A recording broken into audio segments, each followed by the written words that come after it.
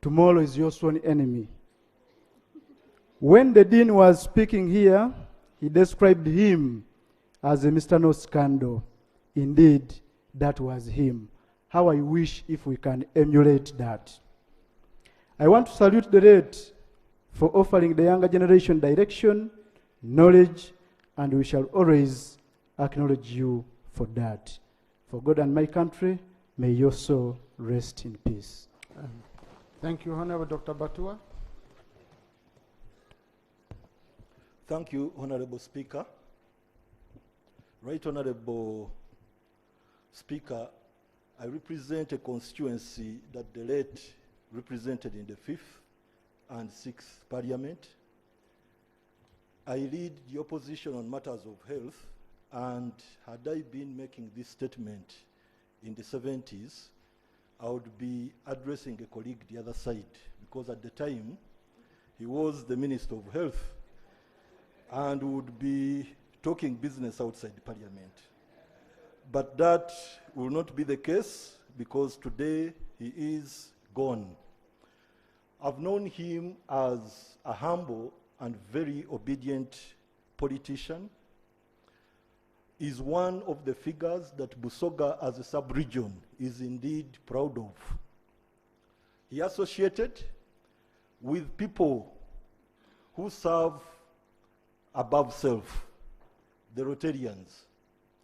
And in 1996, he participated in the launch of kicking polio out of Africa. And by 2020, indeed, polio was kicked out of Africa. He put up a spirited fight on cancer. Sadly, I do not think it has reached where he desires, or he would have desired to have fought cancer. He died at a time when our regional referral hospital, Jinja Regional Referral Hospital, which is in his constituency, at least has made a step in the fight against cancer. We have a cancer center that can only test. It cannot treat. But even when it is to do with the testing, it is a bit weak, because we are doing very weak tests like the pap smear, the rapid tests. We don't have a mammography, so we can't test for breast cancers and all that. But these are programs that the government is actually putting in place. They are cascading cancer treatment from the National Cancer Institute down into the regional referral hospitals. How I wish that Jinja is among those regional referral hospitals that actually are earmarked to start with this program. Simply because it's our duty in this sitting and during this motion, above paying tribute, we should ensure that Henry Kyemba, the late, big as the name is, from the Euroj by a family member, and our very good politicians, Right Honorable Rebecca Kadaga has stated. We need to name one of those centers, either the cancer center or the blood bank, after him, such that his memory stays with us. At an appropriate time, Right Honorable Speaker, it's my prayer that you put a question to the House to amend the motion to include naming the cancer center that is about to be put up in Jinja Regional Referral after him, but government should go on to equip it such that it looks like him. Last but not least, in a special way, I want to thank the Honorable Minister of Health, Honorable Jane Ruth Acheng. I remember at the time as a Member of Parliament when I was speaking for our senior cadres. This is a time when the only cardiologist in Jinja Regional Referral was getting transferred to another hospital in another place that I will not name. I put up a spirited fight and informed him that we have senior citizens who normally find it hard traveling to Kampala. We exchanged, it took time. He gave me her position, but at the end of the day, she agreed to maintain the cardiologist in Jinja. So within the limited resources or available resources, at least such favors do a lot towards the life of these people. And related to the late Bishop Bamoze, a very big name also in Busoga, may his soul rest in peace. Right Honorable Speaker, I was privy to be the one to drive him from home to hospital. What is common with these high names or big names in Busoga? As I was taking him, he insisted he never wanted to go to a private hospital. We have very good private hospitals in Jinja.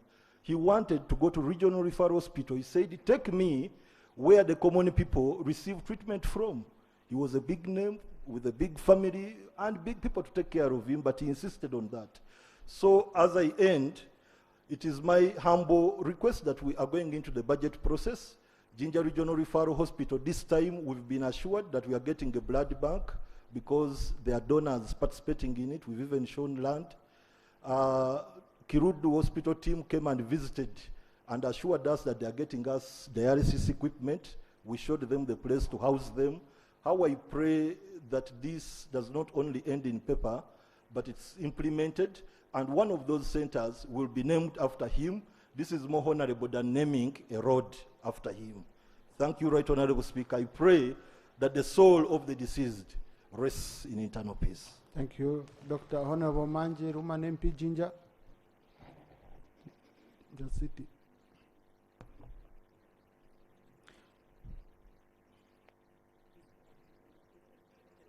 Switch on. Thank you so much, Mr. Speaker, for the opportunity you've given to me to pay tribute to our own Honorable Kyemba. Right Honorable Speaker, I was worried when you started mentioning leaders from Jinja City and you were not mentioning me. So I kept on wondering how you could talk about Jinja City and you don't talk about I myself, a senior leader from the city.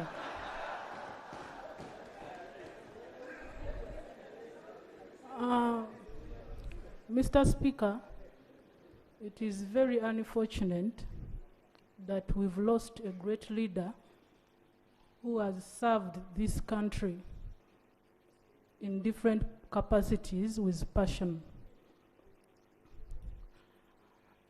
As Jinja City, I want to say that we've lost a senior resident, a man of wisdom, and a person of value to the people of Jinja. The late Honorable Kyemba has been a man of wisdom, and we've been consulting. We've been going to his place and make consultations about many matters concerning Jinja City, the country at large. And he has been ready and available to offer free information whenever approached. So as Jinja City, we've lost someone so senior, and we shall never remain the same. The late Honorable Kyemba, having served in different governments and in different capacities, during his time as a political leader, he encouraged the value of education, especially to the young people in Busoga and Jinja particularly. He helped so many and supported the underprivileged to have scholarships within and outside the country. Unlike nowadays, it is the privileged who gain from the scholarships. As a politician, the late Honorable Kyemba, he has been a big inspiration to many politicians in Busoga and Jinja. He has served his country diligently. And one thing I remember about him is that even him, after quitting active politics, he has remained as a humble man, and he has been living a free life. He has tried so much to avoid getting involved in scandals of fighting his opponents. I remember so well, I want to recognize Mama Janet Kyemba. I contested with her in the recent elections. But even if the late Honorable Kyemba had connections in the government, I didn't see him anywhere trying to disorganize the election process. Even when I won as a family, they congratulated me. Therefore, he's a man of no scandal. As a lesson to this government, we should always try as much as possible to avoid persecuting and oppressing our political opponents. I'm very sure, and I do believe, that the late Honorable Kyemba didn't support the kidnaps and abductions that are happening currently in our country.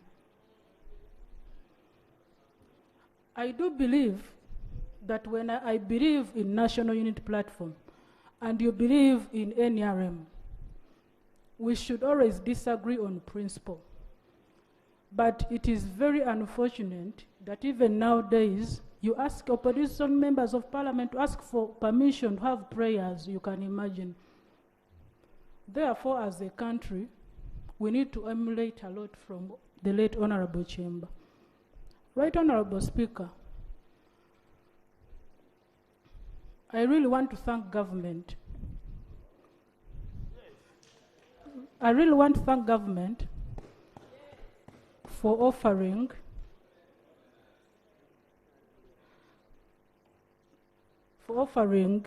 our own late Kyemba a state funeral. But at the same time, as the Busoga region,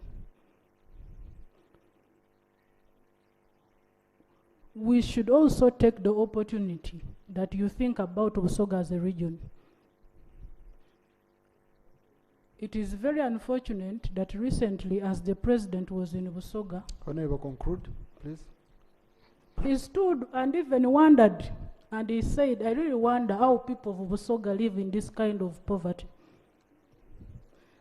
Yet we have very capable and intelligent leaders from Busoga.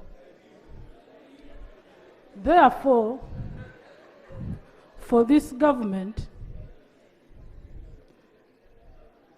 we also need to have development in Busoga, apart from the government offering us official barriers. Thank you. Thank you. The Right Honorable Nakadama, the Honorable Babaranda, Honorable Brandon, Honorable Haj Idi Isavidia, Honorable Nsaba Buturo, for now. Honorable colleagues, I'm going to give you an opportunity. It's the only item we have today. Thank you so much, Right Honorable Speaker.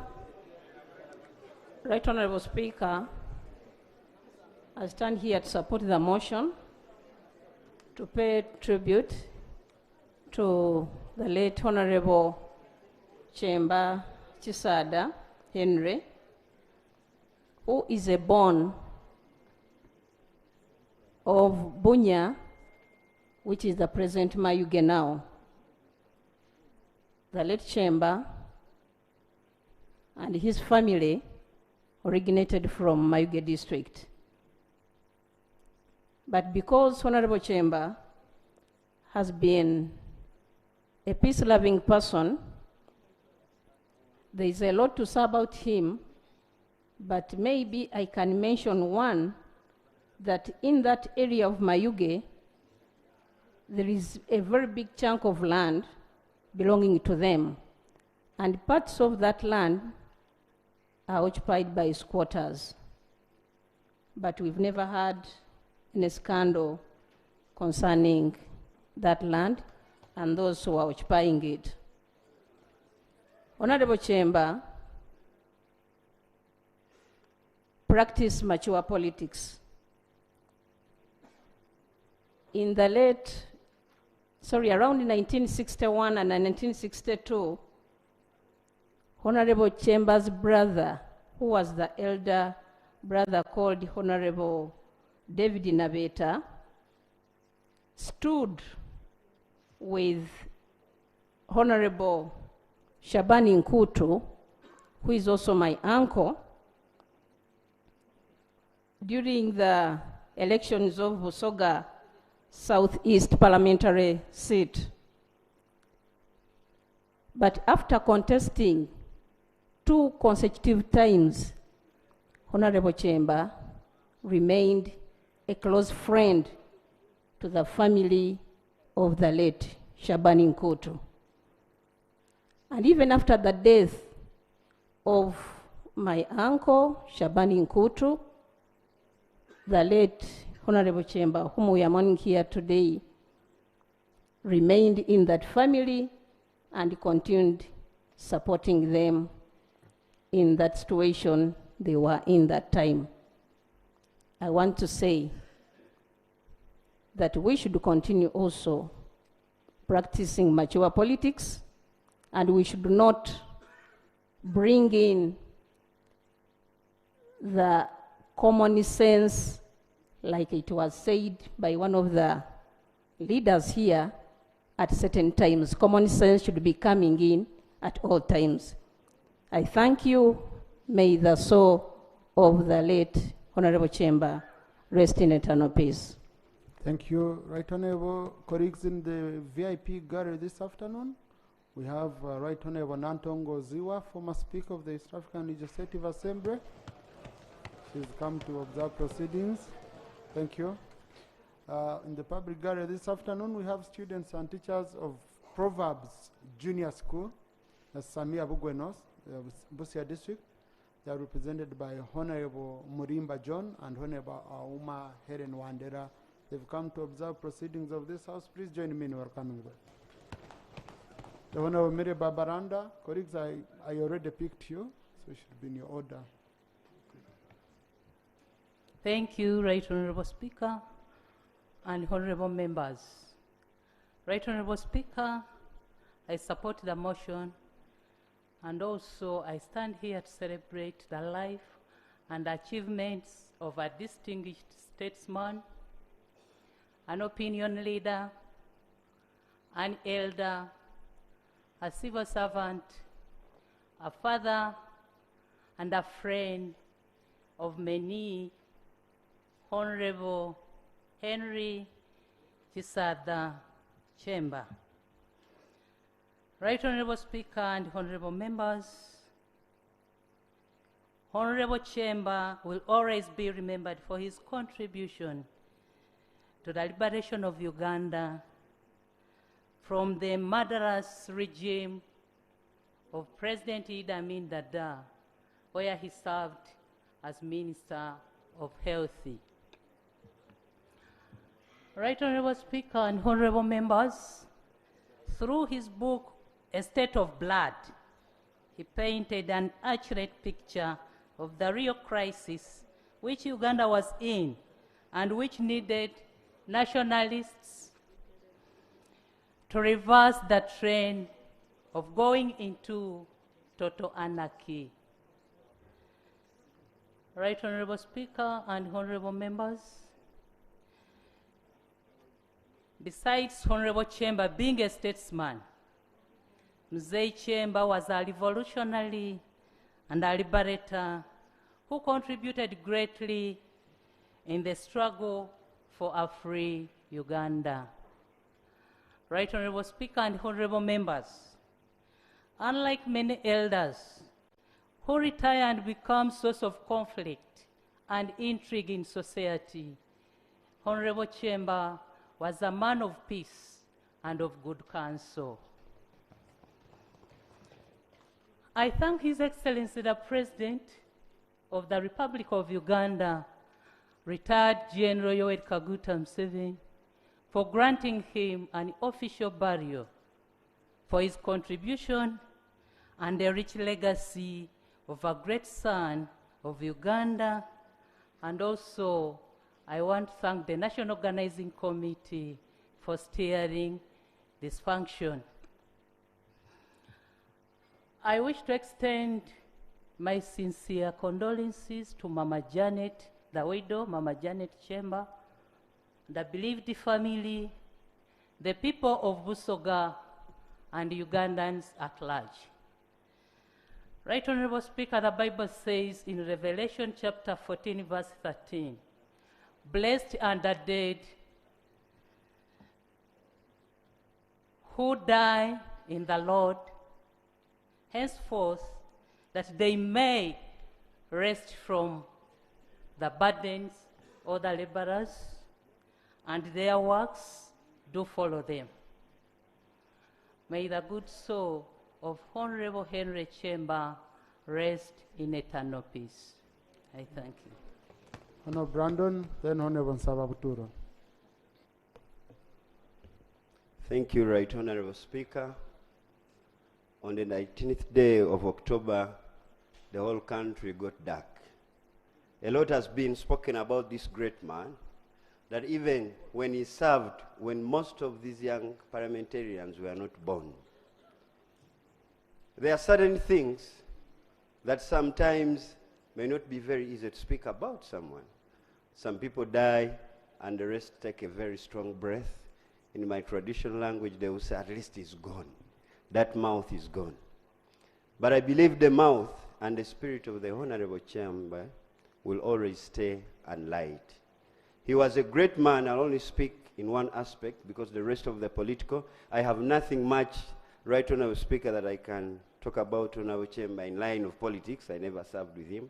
But I used to look at him. These days, Honorable Speaker, when you are smartly dressed as a young man, they will say, look at this dude. He was indeed a serious dude. If you'd see him in suits, even some of us who have seen him in the old ages, he was a very handsome man, very would be attractive to almost everyone. And I think Mama Janet got a very great opportunity to have that. The Honorable Kyemba loved his institution. As members of Parliament of Busoga, we have also been inspired. When I failed to become a priest, I chose this line of joining politics. And he's one of the men that I would look at. And I would always say, how I wish I can be like the Honorable Kyemba. There are some objects in the community, like trees, that are very important and well known to people when individuals are not known. But the Honorable Kyemba has been known. I got a chance yesterday to be in church. I was so humbled when I saw delegation of high-ranked citizens in Uganda that came to pay tribute. I would challenge you, members of Parliament, if we all go. I was joking with someone that if you die, shall we bring you in such honors? But there must be honor that really depict honor. So let's work hard. Let us take examples so that one day we can be very strong men and women like the Honorable Kyemba. Lastly, Mr. Speaker, the Honorable Kyemba loved his kingdom so much. He really fought so much to see that we recover, restore the kingdom. It's very unfortunate that on the 18th day of November, we hoped and thought that you would be with us to rejoice as we receive one of the finest women in the world, the Inevant of Busoga, which has not happened. But for those of you who are looking to make the Honorable Kyemba happy and also know that you are reflecting the confidence and support of the kingdom, please join us on Friday with a royal dinner at Kololo, and also come and be happy with the Chabazungu on the 18th, and that will be happiness for the Right Honorable Kyemba. Right Honorable Kyemba, rest in peace. God be with you till we meet again. Thank you, Dr. Nsababuturo. Mr. Speaker, this moment is like no other moment in the history of not only this Parliament, but our country. For we are witnessing the paying of tribute to one of the finest men this nation has had. And finest in every sense, Mr. Speaker. He belonged to that tradition of men and women who never believed in accumulation of wealth as an objective, a primary objective, he believed in serving this nation to his best ability. Mr. Speaker, his character signature was amazing and an inspiration to all of us. A man of tremendous integrity, the kind of which we do not see these days. And it behoves us, Mr. Speaker, to remember that the morality of which the late did represent is one that is going to cause this nation to be stable, to be prosperous, to be secure, and ultimately prosperous. Mr. Speaker, the question that comes to mind that I believe every member must be wrestling with is, when it comes to my time to leave this planet Earth, will they be saying the kind of things they are talking about the late Henry Kisajja? That should be a central question that should occupy our minds, Mr. Speaker. For this man we now are seeing off had a tremendous character and contributions that clearly have endeared him to this kind of accolade that we are all giving him. I want to join others, Mr. Speaker, in thanking the President for acknowledging the tremendous contributions that he did make. And I believe it should be standard practice that those men and women who serve this nation selflessly are rewarded in every way that seeks to encourage others to do the same. Mr. Speaker, we are seeing off a man that has been acknowledged as Mr. No Scandal. What a challenge to all of us.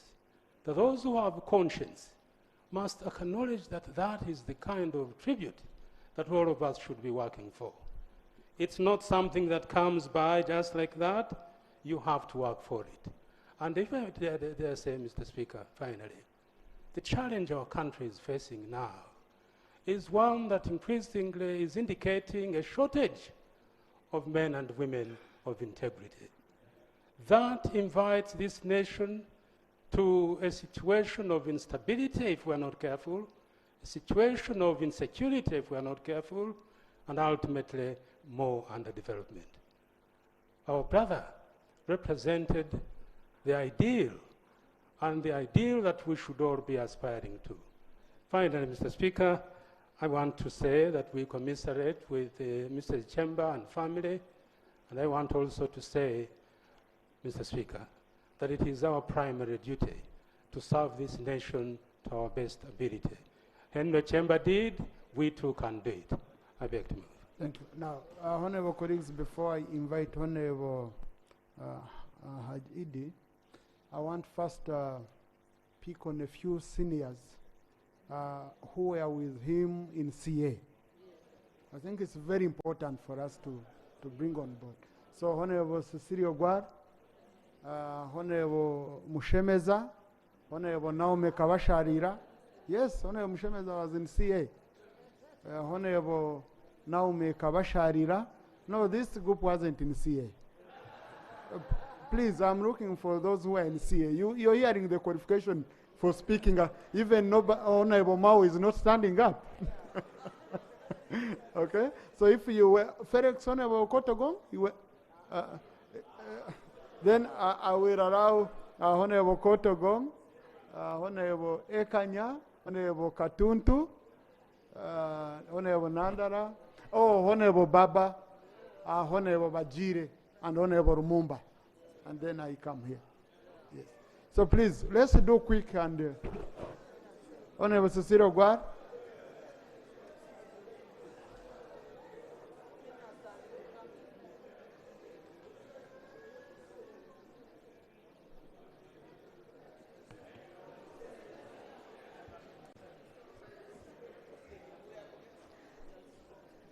Right Honorable Speaker, I want to thank you for giving us opportunity to pay tribute to our dear brother and friend, Henry Kisajja. Right Honorable Speaker, I want to thank the movers of the motion and the seconders. So I stand here to second this motion and also to let you know that you may not realize that I was actually very closely associated to Henry Kisajja. He was my brother-in-law. Why? Because my husband, Mr. Smart, went to that school,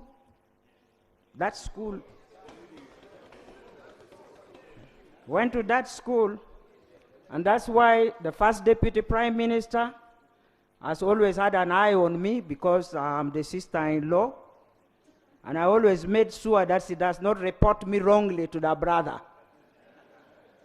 So, Janet, you are my sister-in-law, and I stand to mourn with you. Right Honorable Speaker, I want to let you know that these Basogas produce different kinds of children. They are those who are very diplomatic, very humble, very handsome, very everything.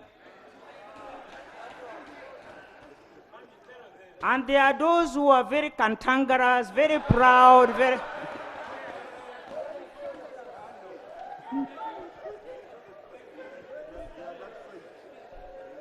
And Right Honorable Speaker, I always used to ask Kyemba, why is he different from the Basoga I know? Because I was closely associated with John Kironda, Sam Teungwa, and these were very proud, arrogant, loud-speaking Basoga. And then you have the Kyembas, and it makes you wonder, are these children produced in Busoga or what?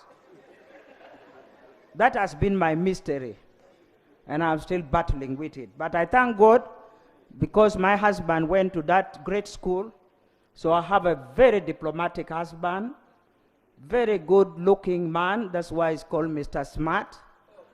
And I want to thank that school for bringing up that husband for me.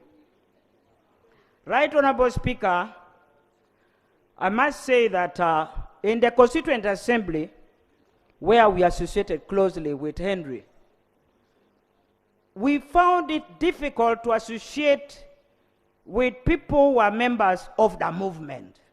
The core members of the movement, even if socially they were friendly to us, they tried to avoid us. And I made a mistake one day. I took one of the ladies to the washroom, and I was trying to guide her how to navigate debates concerning problems in the North. Little did they know that one of the senior members of the movement was on the other side of the washroom, who listened to our conversation. And that lady was battered because of that. So the situation was hard, but I want to thank God. Whenever we met Henry Kisajja, he would talk to us like one of us. Every time we met Matthew Rukakaire, he would comfort us and encourage us. These are the characters of Ugandans we really need. It is not about my view, but it's about who I am. So I'm very grateful to Henry Kisajja to have associated with us at a very difficult time when politics was hard. When I see people now, they love talking the way he's doing, and I look back, I said, oh my Lord, I wish he was with us there.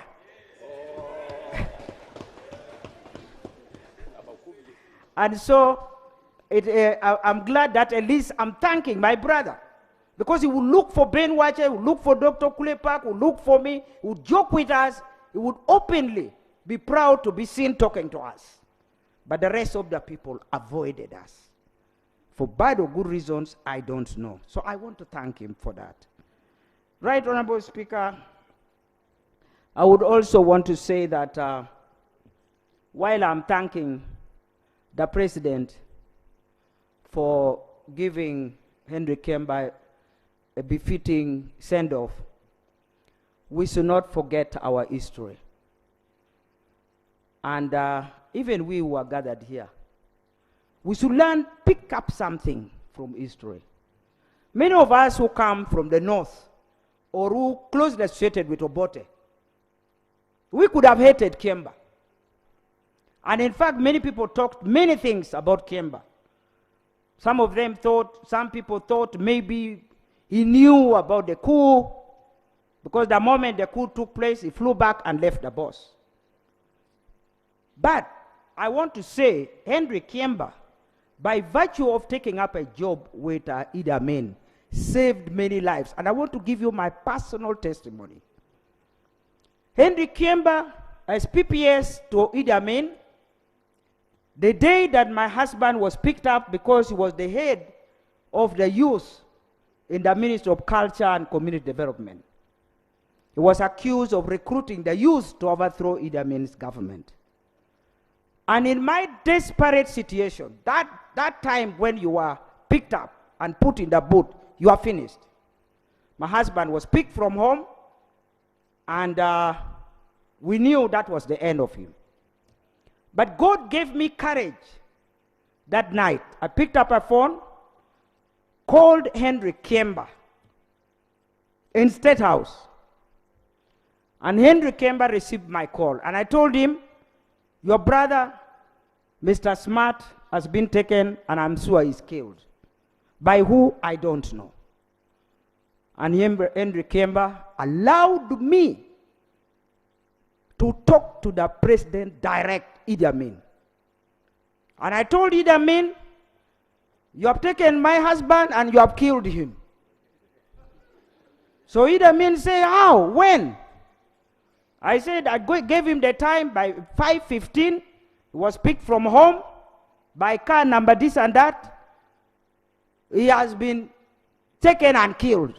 So he said, have you seen the body? I said, no. He said, okay, give me time, I'll find out. Right Honorable Speaker, I was a young woman with just one child. And that night, I didn't know what to do. I was cursing God why I got married. But all the same, in the morning, my husband was brought home.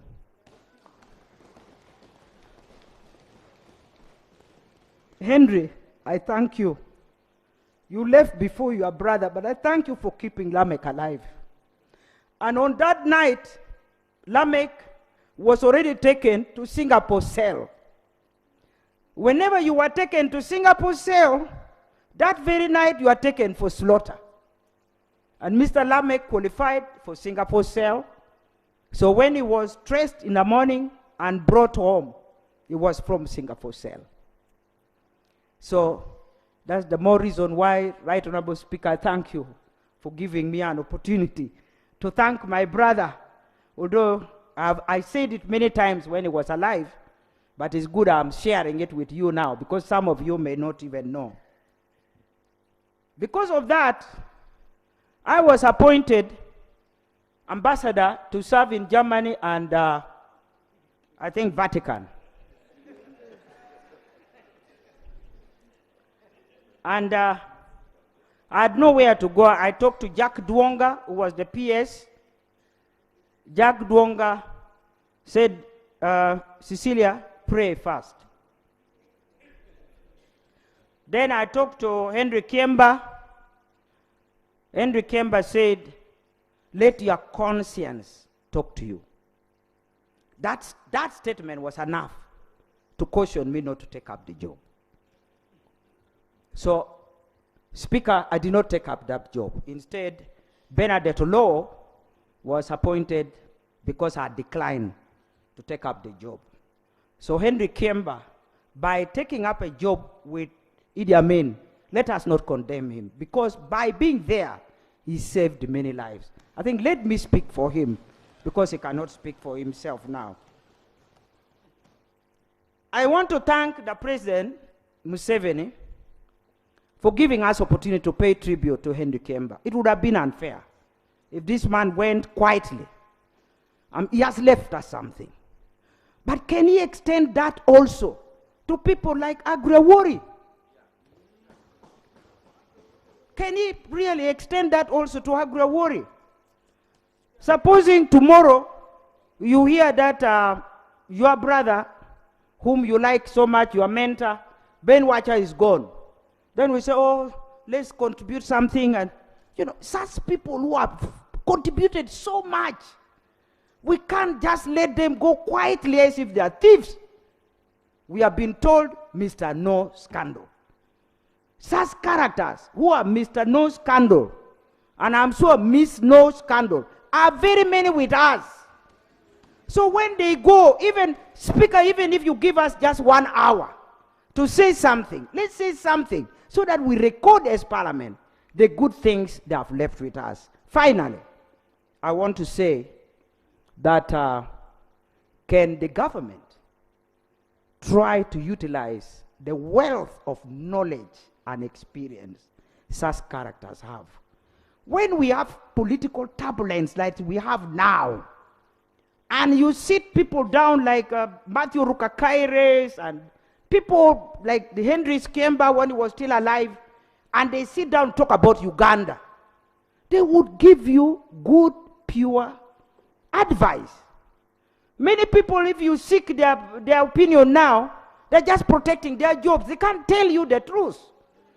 So we really need a genuine council of elders who can guide this government on how to move forward. May God bless us all.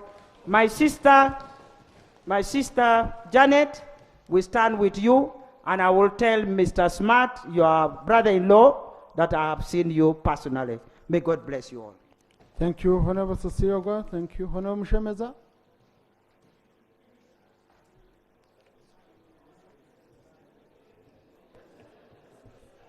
Thank you, Right Honorable Speaker.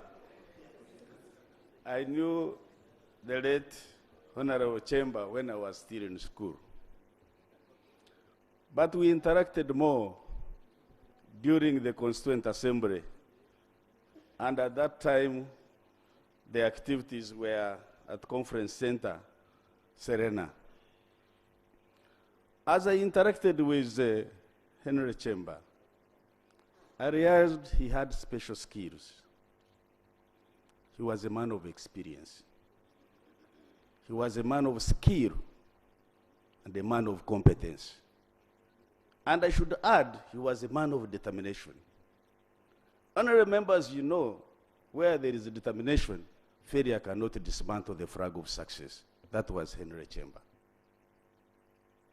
I also interacted with him and asked him directly how he managed to serve 3 presidents with various characters, experience, and visions. And he told me that he was able to do that because he was trustworthy. That you have to be trustworthy. He also told me you have to respect authority. In the contemporary society of ours, even when you read social media, you don't see respect of authority and elders. He told me you have to respect authority. And he added, you must not be corrupt, zero tolerance to corruption. When I was appointed the deputy chairperson of NRM Electoral Commission, and for quite some time I was a de facto chairman, I interacted with him again. He told me, this is an opportunity for you to prove that you are not corrupt. And I assured him that I would serve without taking a shilling from a contestant, aspirant, or any candidate during my time. That was his advice, and I stood for it.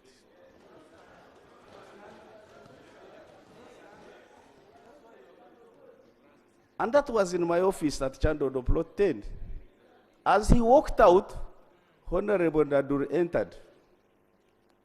That elder asked me, what have you been discussing with this experienced man? I told him he has been mentoring me on how to avoid corruption in this sensitive job. You know how Honorable Nadur, he laughed and said, we have thrown you into a lake, we want you to swim and come out. But the lesson I picked there is that when you are given a sensitive job or responsibility, it's an opportunity for you to prove yourself. Right Honorable Speaker, even when there is turbulence in this house, it is an opportunity for you. And I want to say, you have been able and able to lead us very well in this house. And I'm sure if Honorable Kyemba was alive, he would say, thank you, Right Honorable Speaker, for managing the house, even when there are turbulences. Right Honorable Speaker, Honorable Kyemba was a scholar. In the field of academic intellectuals, we say you either publish or perish. Honorable Kyemba has not perished, he published. I've been hearing people quoting from him. He will live forever because he has published. And this is I want to encourage the intellectuals who are here. Not only to concentrate on legislation, have time to note something at an appropriate time, publish. When you publish, you will not perish. Finally, you see, in the field of economics, there is a principle where you really have to balance. You balance various, it is called optimization principle. Balancing the interests of institution, balancing the interests of leaders, balancing the interests of voters. Honorable Kyemba was an optimizer.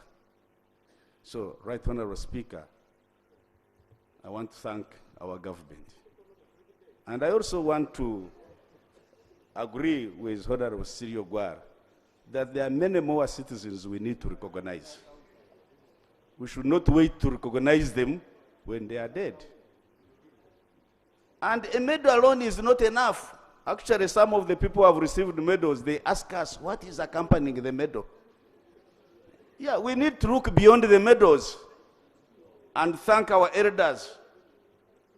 Look beyond partisan lines and respect our elders when they are still alive. And I'm happy to see them here, the representatives of our elders, up there. They deserve respect when they are still alive. With those few words, Honorable Kyemba, rest in eternal peace. Thank you, Honorable Naume Kabasharira. Honorable Magode Ikuya, Honorable Jennifer Namuyangu. Honorable Jennifer Namuyangu had Honorable Kyemba in the NRC. So, yes, the ones I mentioned, I will pick you. Colleagues, you see why it's very important to pick colleagues who worked with him.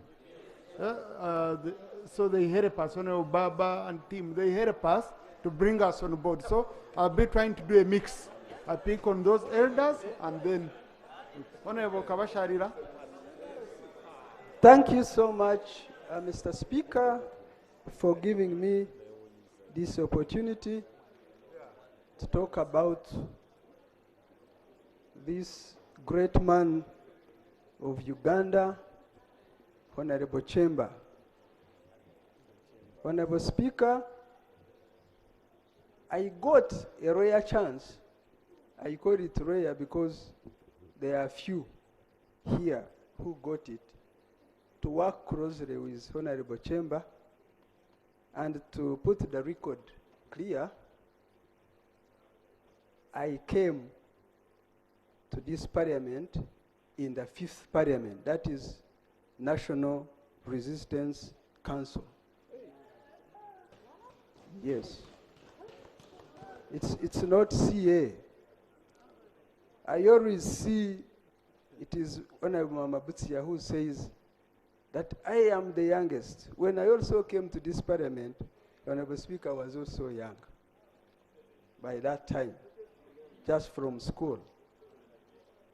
And therefore I bring condolences from National Resistance Council, the 6th Parliament, and myself. Condolences to the family and to this country. When I came to this parliament, Ntungamo had just elevated to the district status. And I had just finished school and people called me. I even didn't know how members were elected to parliament. I even didn't know. But some people told me it is this and that. And I ended up coming unopposed. So when I came, people normally escort you in. It was a by-election. Why people mistake me that I went to CA, I came around the same time. So I was here for 1.5 years and we went back for elections for the 6th parliament.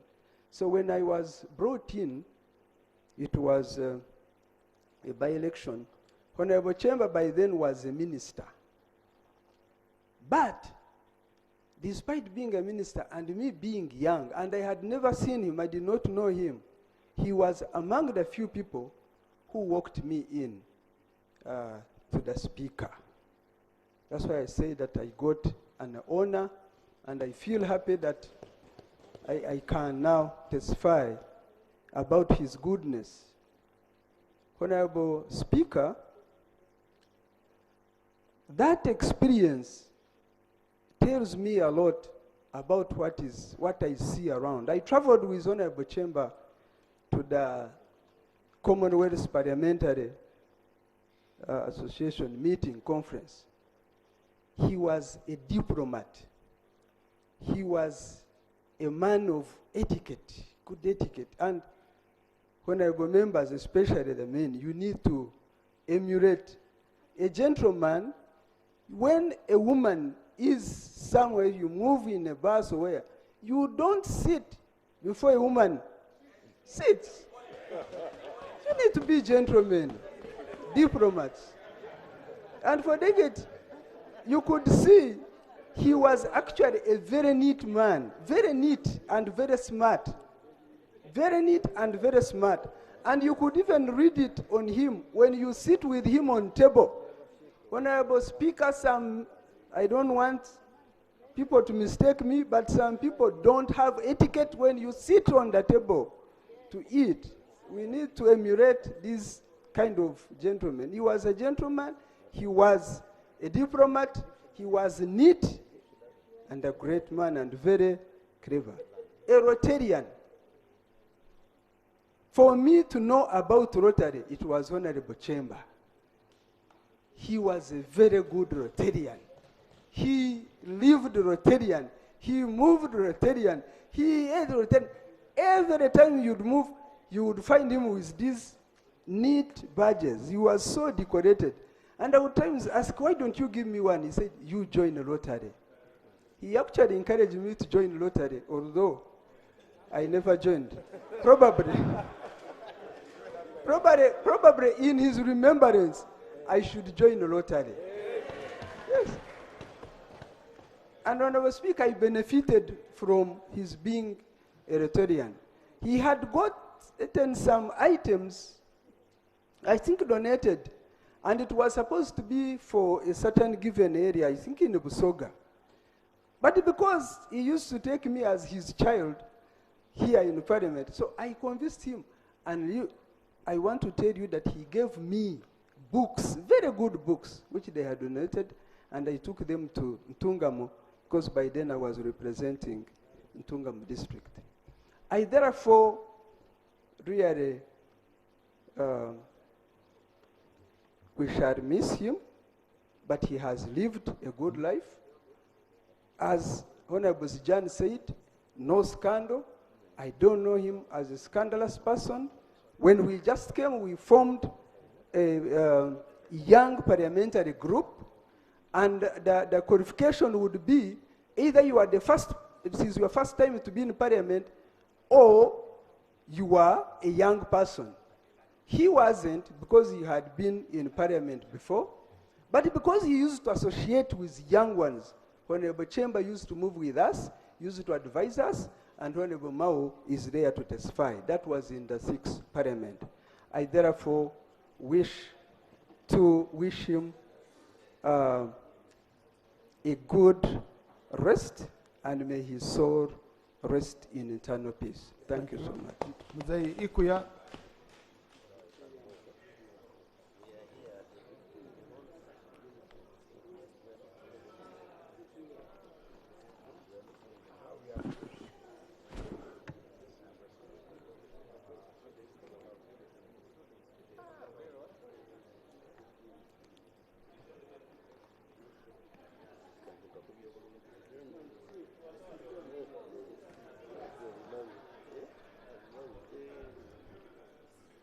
Right Honorable Speaker,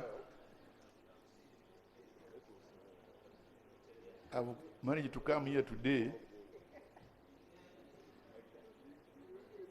in order to pay tribute to this very illustrious person whom we are now remembering.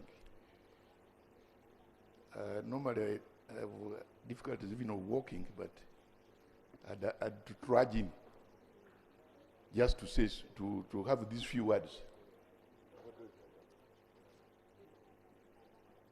As an elder, in fact, I'm accorded these days the respect of an elder.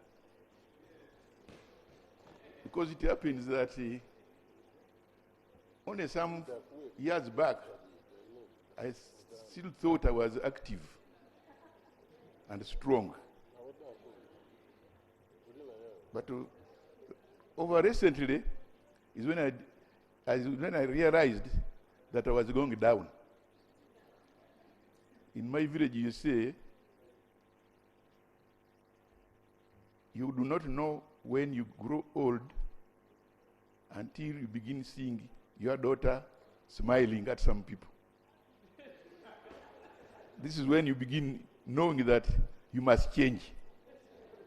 If you had been going to nightclubs, you stop it because you know the era has changed.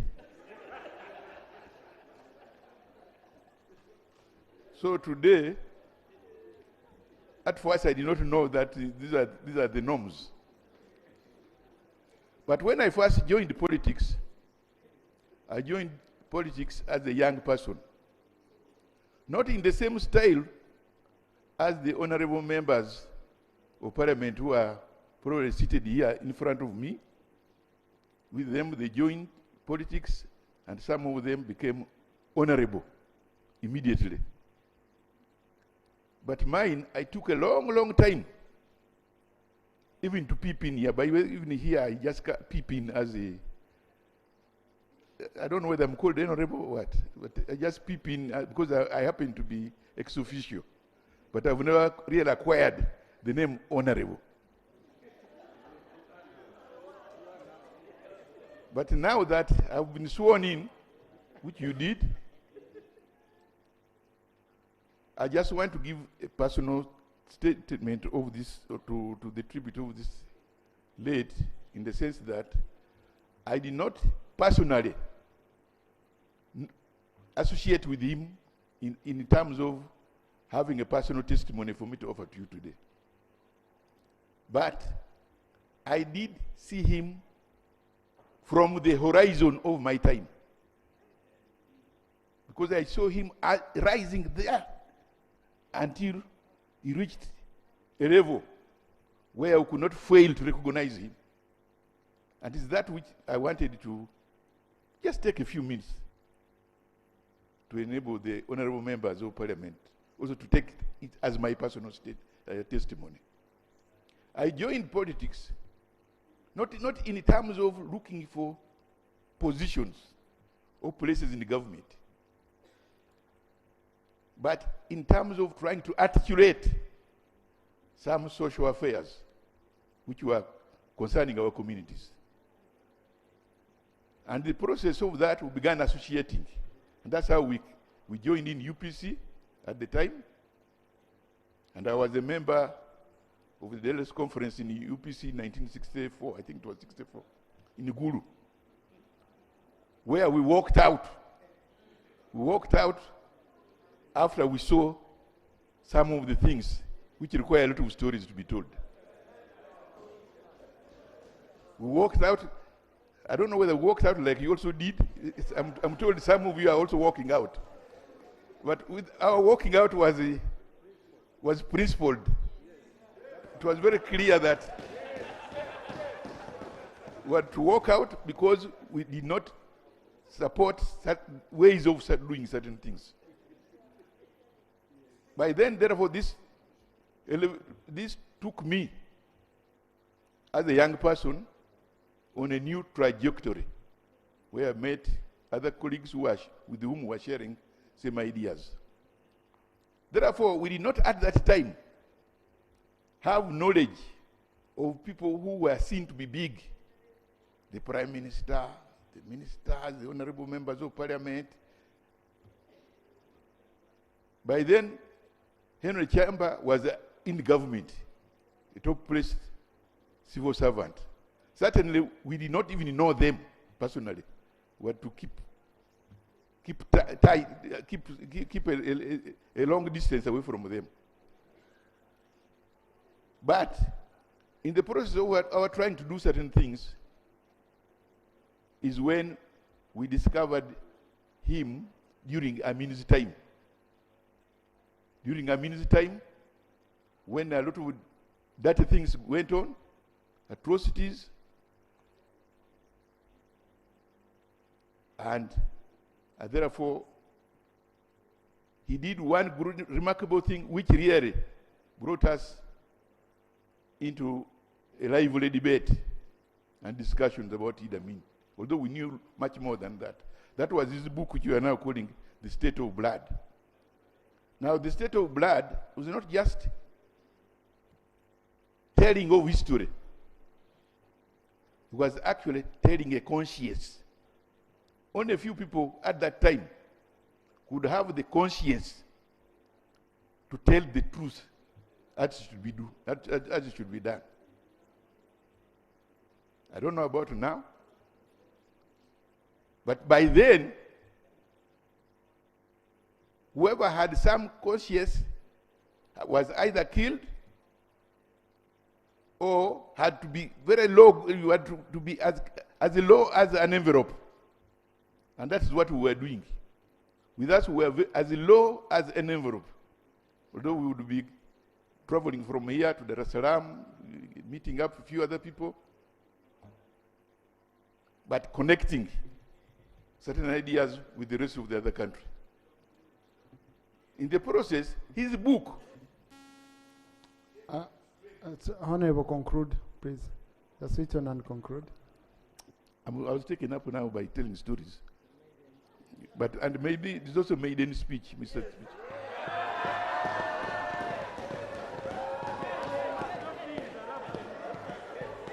And I thought it's also a good, it's normally parliamentary etiquette that maiden speeches are allowed.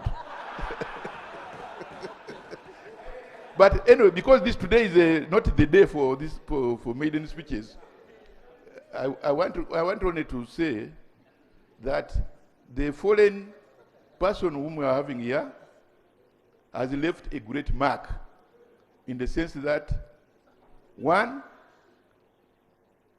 he left us a book called State of Blood, which was a very conscientious research on Idi Amin, and helped us to struggle against Idi Amin very well. Number two, he had also personal sacrifices. He made personal sacrifices to write that book. Because under Idi Amin, if you did that, you had to go away as he did. You must have personal sacrifice that you pay. But thirdly, he has, as you are saying, he was a Mr. No Scandal. And the fact that he remained no scandal, therefore, to me, he carries part of our tradition. The tradition which we had, the struggle for a better Uganda, which he reflected in his personal attributes. And I wish if all of us were able to carry on the same attributes, I think this is when we'll be able to give him a fair send-off. A send-off is not enough just in words. I think we should also do it in deeds. Thank you. May his soul rest in eternal peace. Thank you. Now, honorable colleagues, of course, it's a very big opportunity for some of us to listen to such an elder telling the history, people who are there as witnesses who saw whatever went on in the country, and would want to give more and more time, but unfortunately, you know, we have more people who would want to make a contribution. But we really appreciate you, Honorable Ikuya. In the public gallery this afternoon, colleagues, we have students and teachers of Musana Vocational High School from Iganga Municipality. They are represented by Honorable Mugema Peter and Honorable Kauma Sauda. They've come to observe proceedings of this House. Please join me in welcoming them. We have also been joined by our very own former colleague here, the Honorable Felix Kisajja. He has come to observe proceedings of this House. Honorable Namuyangu, then Honorable Kotogong. Thank you, Right Honorable Speaker.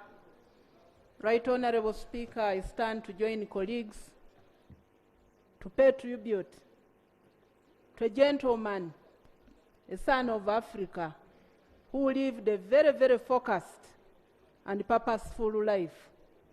In 1994, I got an opportunity to join Parliament as one of the first youth MPs representing Eastern Uganda.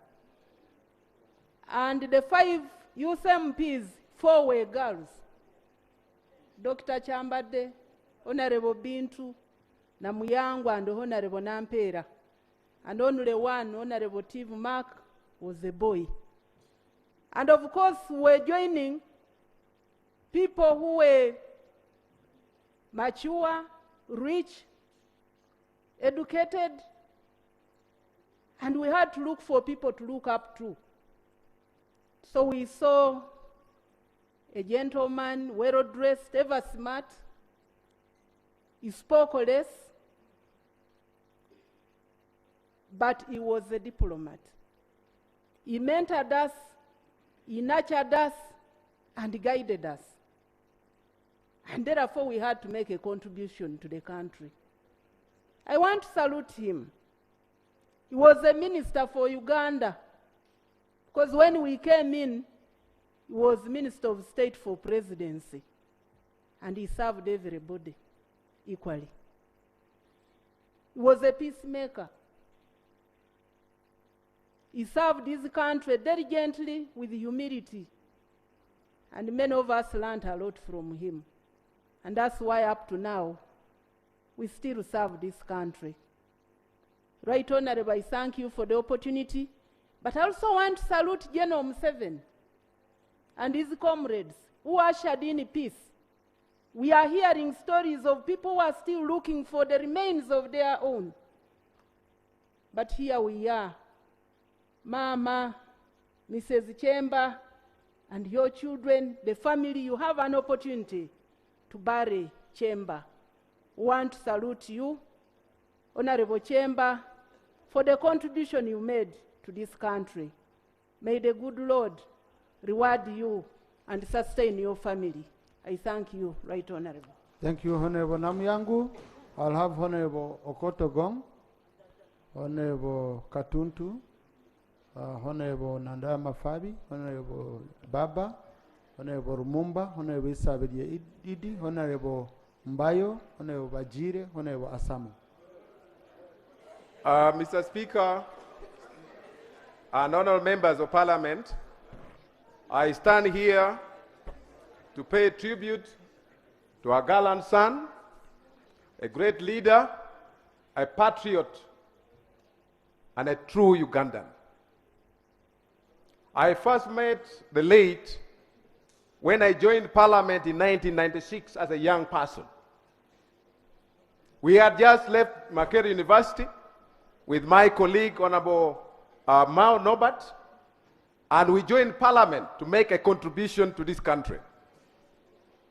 So when I reached here, as my colleague said here, most honorable members were very old members, highly intelligent, with impeccable record. So it was even very difficult to fit within that parliament. These are people who have worked for so many years. These are people who have been to exile. These are people who have money. They are everything. But for us, we are young men and women. So when I joined, I was actually mentored by the late because of his character, because of his demeanor, and his way of doing things. When you are around him, you will find peace and comfort. When you are around him, you will be guided and sincerely guided. I remember when I joined NRM, because I came as UPC, people who believe in multi-party politics. So in 1998, I decided through his wisdom and guidance to join the NRM. And as a strong leader then, there are the people who supported me to take the chair of NRM Parliamentary Caucus. I was actually the chief whip that time. I belonged to the political high command that time. And I got wisdom from him. One situation was so difficult and complicated for me. When Honorable, the right, His Excellency, the former candidate, Besige, wrote a dossier when he was still a serving military person. I was the chairman. Then I was directed by the High Command to write to him and the caucus to listen to him. So when I wrote my letter to Besige, he declined to appear. Then I was guided that I should use Salim Saleh, then his wife, Winnie Byanyima, so that we meet. In my presence, I took an elder, Henry Kisajja, to join me. And we met at the hotel up there, the hotel that it was called Conference, the Nile Hotel. So that time, my good brother, Besige, also declined to appear.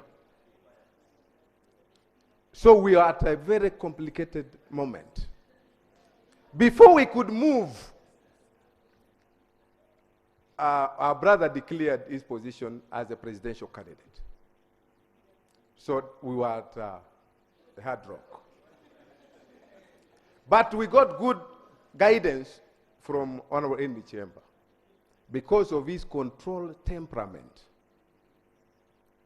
because of his vision, and because of his humility. He guided us that let's give him time, we proceed. Honorable members, I want to inform this country and this parliament that we can only get good leaders when we take trouble to identify leaders. Honorable Henry Kisajja was identified by the former president, Milton Obote, when he had just completed his university, 1962, to serve as his private assistant. And he was elevated to be his principal private secretary until Obote was disposed. Henry Kisajja became a Lango man. And that's why he was very close to me. Because he believed the people of Lango are nationalists. Because in the house of Obote, there were very few Lango people, Lango. Not Langi, we call them Lango. There is no Langi in the Lango. We call Lango. So that time you get Rugunda, you get him, you get Mutabile, you get everyone, including Museveni. Because he told me, Museveni did an interview in public service. He was identified to be a very intelligent and focused young person. He wanted to serve in the foreign service, but he was advised to come and serve in the office of the president. Because President Milton Obote wanted intelligent, honest, and clear young people to join in his office. And from that time, he advised me that if we are to be good leaders, I think you should listen to me today. If we want to be good leaders, we must learn to listen. He told me why President Museveni has taken long in power. It takes time to listen. You can tell him whatever you want. He will take his time to listen. The second point is that you must compromise. In humility, accept to stand low, to lay low. In humility. And allow to compromise. And I want to advise our brothers who are in the opposition. This is the time for us to come together as Ugandans. This is the time we must discuss our issues here in Parliament. And I want to request my brother who is chairing Parliament very well, the Speaker, allow the opposition time to speak. We want to hear them. We want to hear what they would provide to this country. And we want to discourage issues of mere politicking. Uganda is our country. We must serve it. Whether you're in opposition or in government, we must serve it. And therefore, in conclusion, my elder brother, we thank you for your good service to this country. We thank you for being diligent. We thank you for being honest. And we thank you for loving the late President Milton Obote. And the people of Lango will always remember you. And rest in peace. May God. Thank you. Honorable Abudu Katuntu. Then Honorable Mafabi.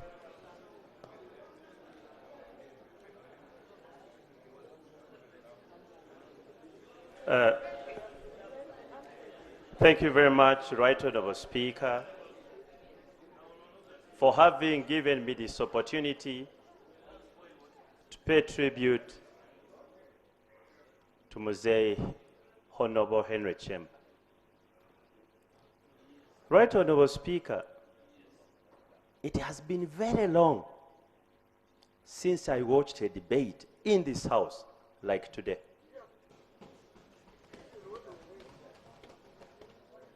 I've been sitting here looking at all of you, and I say, what burger is this that bites you, and you don't speak like you are speaking today?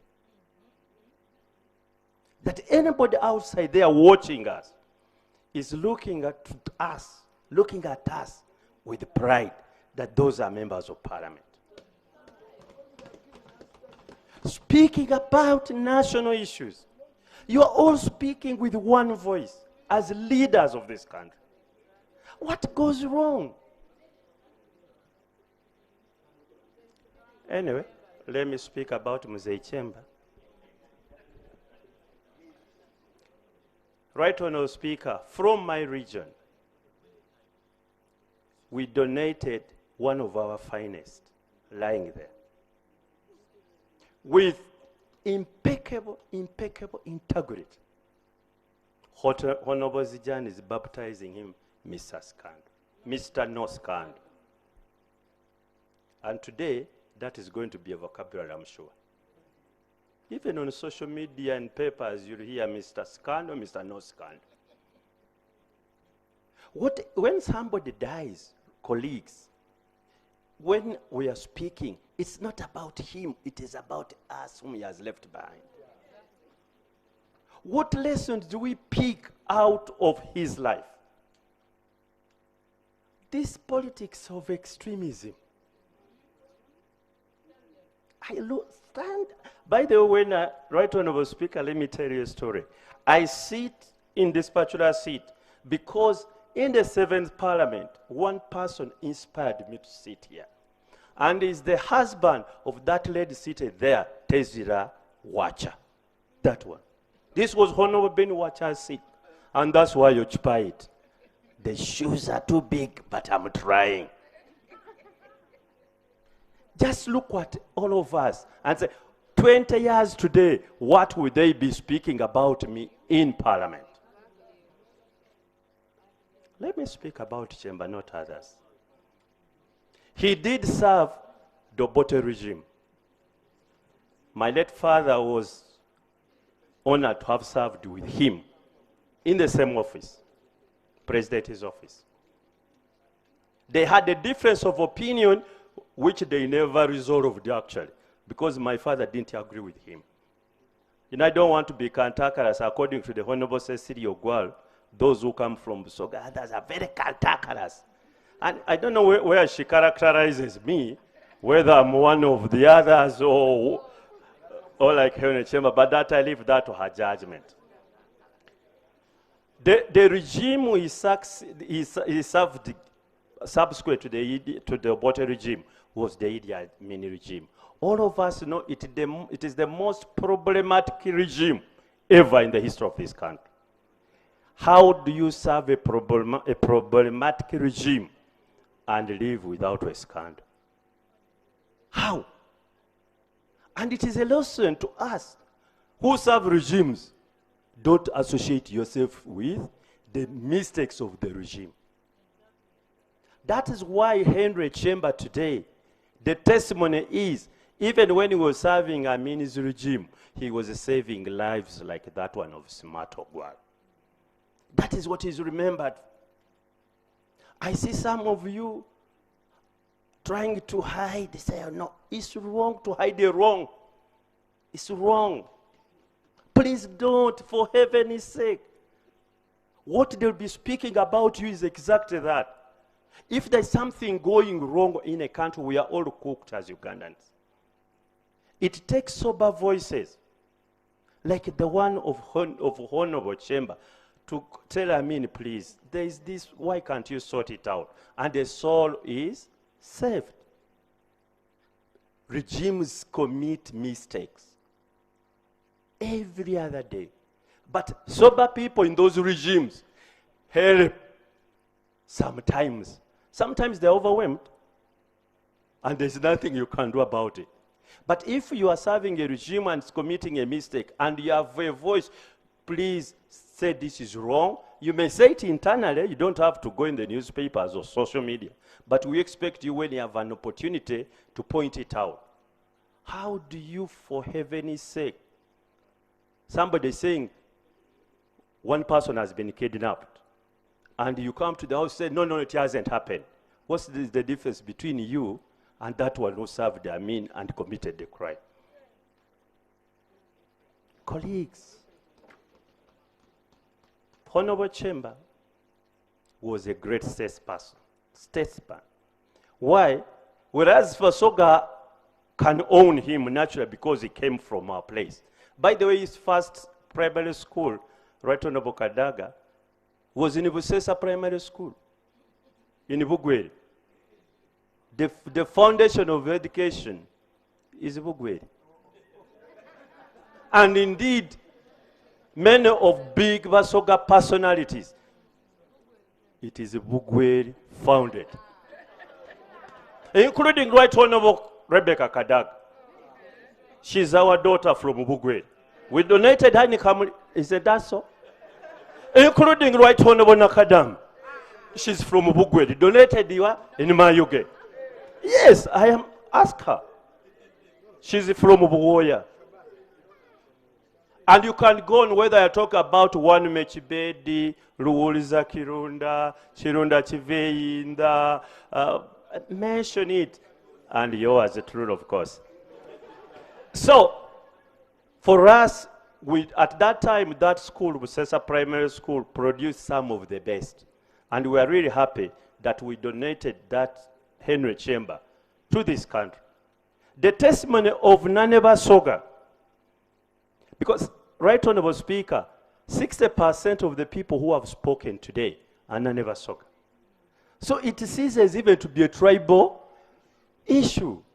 How many of you are beyond your small little tribes? Clans. Everybody wants to say, me Musoga, me Monyankore, me Lango. This me Lango in this parliament doesn't work. We should be saying we Ugandans. We Ugandans. And that man, that is why he managed to serve the Rotary movement. Because it was service beyond self. And in the Rotary, they don't know their tribes. In the Rotary, they don't know their tribes. In the Rotary, they don't know their religions. They don't. And that's why you see them as nationalists, as statespeople. Honorable Kyemba, soft-spoken. By the way, was not a good orator, but he was a communicator. A communicator. Knowledgeable. That is an encyclopedia lying in that coffin today. My young brother Nathan has just talked about it. You can ask Henry Kyemba anything, and he'll have, as I conclude, right honorable, he'll have an answer. So, as a country, we are losing one of our own, one of our finest.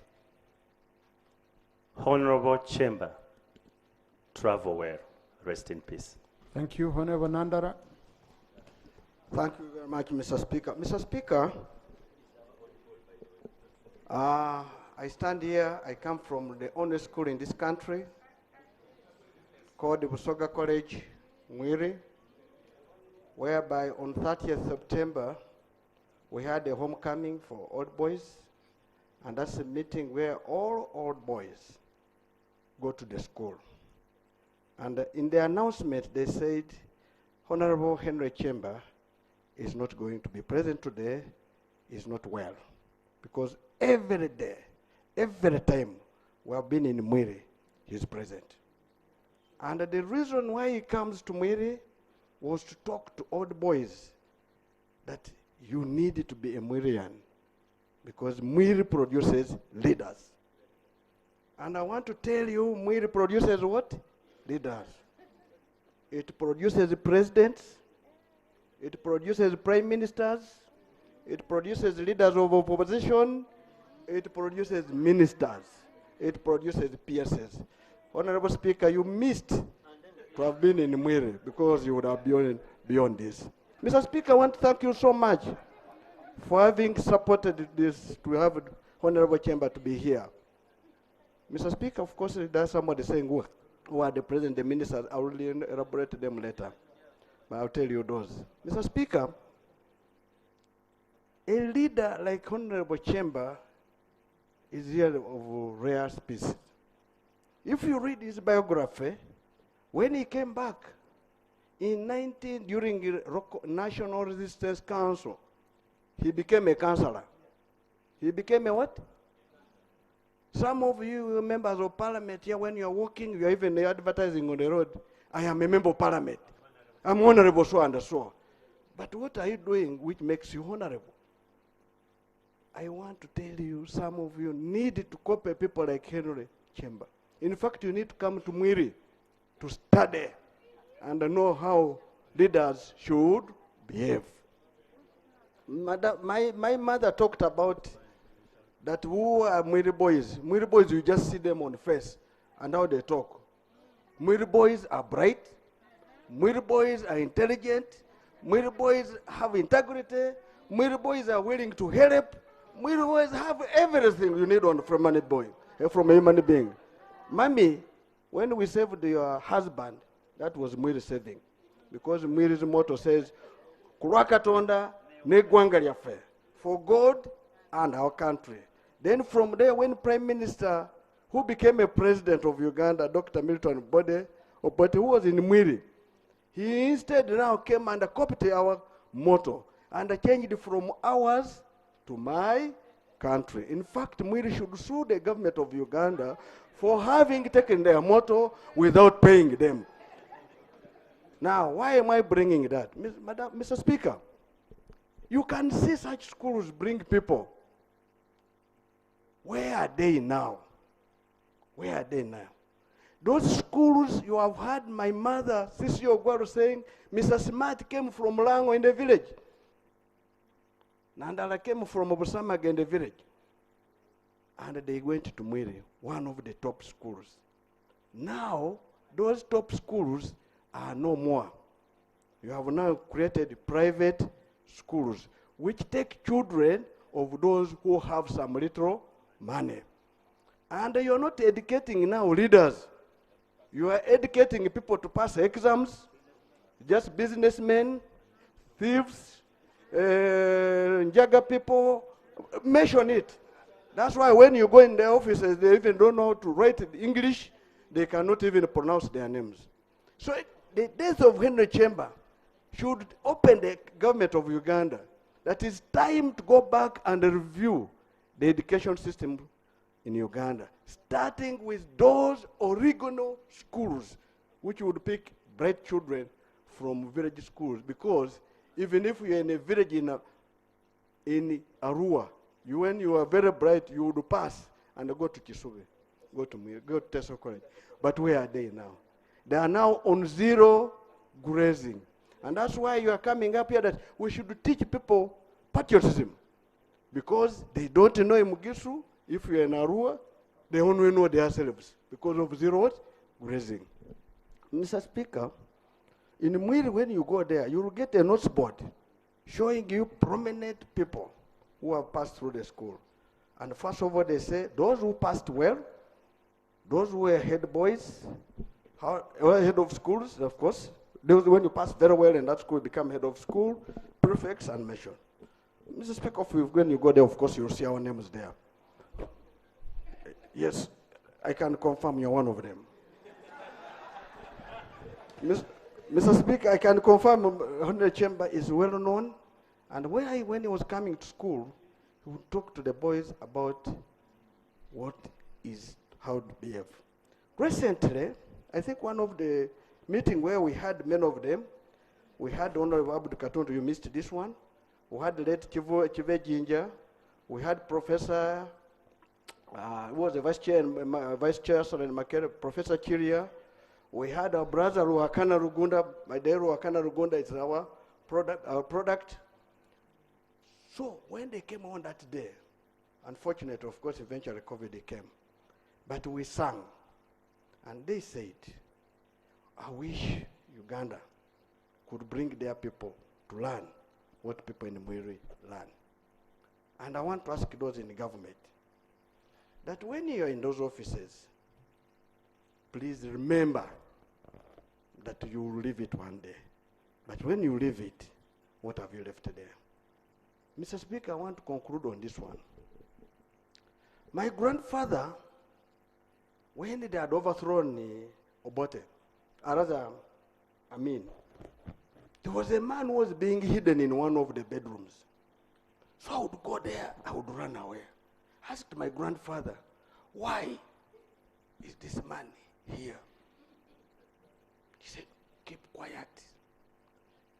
This man saved my sons. Of course, that's my father and my uncles who went to exile a bit. He's the one who made us get some sugar. I wish Moses Ali was available here, would have been a testimony to this. And because he was in those offices, he is not one of those who participated in the killing. So I have saved him. I'm waiting for a way how I can take him out of this country. And indeed, that gentleman was driven. My grandfather, unfortunately, never told him where he dropped him. But later on, it was Moses Ali who was telling me that your grandfather saved one of us. Unfortunately, he's not well. But I would say, those of you who are in those offices, use them well to save others. Don't use them to prosecute others. Don't use them to kill. Because Henry Kisajja, when he came back, Mommy saved our father, Mr. Smart. So for that point, we cannot say he did bad. It is God who said, for you go back to save Mr. Smart, among others. So we should pray for him that God, if there's anything he has made which is not right, forgive him. He has been here for us. God, recently when I met him in Dr. Matiabula's hospital, I'd gone there for a dental issue, he said, Nandal, I need to meet you and give you more wisdom. I said, I thought I have wisdom. He said, you don't have everything. Unfortunately, I have not got all of it. So I'm going to look for Dr. Matiabula, the dentist, to tell me what knowledge he was supposed to give me. But that man, as they said, has gone with knowledge. I hope Basogas have got some of it, but some of us, who have got some of it, we wish to use this knowledge to develop this country. And that's what I'm saying. God forgive him if he has committed any what? Crime. And God, as he's coming to you, just welcome him. It is one-way traffic. We shall miss you, Henry. We love you, but we know one day we shall get you. May your soul rest in peace. Well, thank you. Yeah, Honorable Nanda, if you could remember very well, on the issue of the traditional schools, our government brought a proposal here which we supported tremendously as Parliament. We have been appropriating money for traditional schools, and I hope Mwiri is one of them. If Mwiri has not benefited, it should be benefiting, because the money for revamping is a credible amount. If it goes to a school, it really changes it very well. So, Honorable Baba James, Honorable Rumumba, Honorable Isabia Idi. Thank you, Right Honorable Speaker and honorable colleagues. I would like to talk about the power of apology and the power of forgiveness. This was my circumstance with the late Henry Kisajja and the late Wanume Kibedi and the late Godfrey Lure.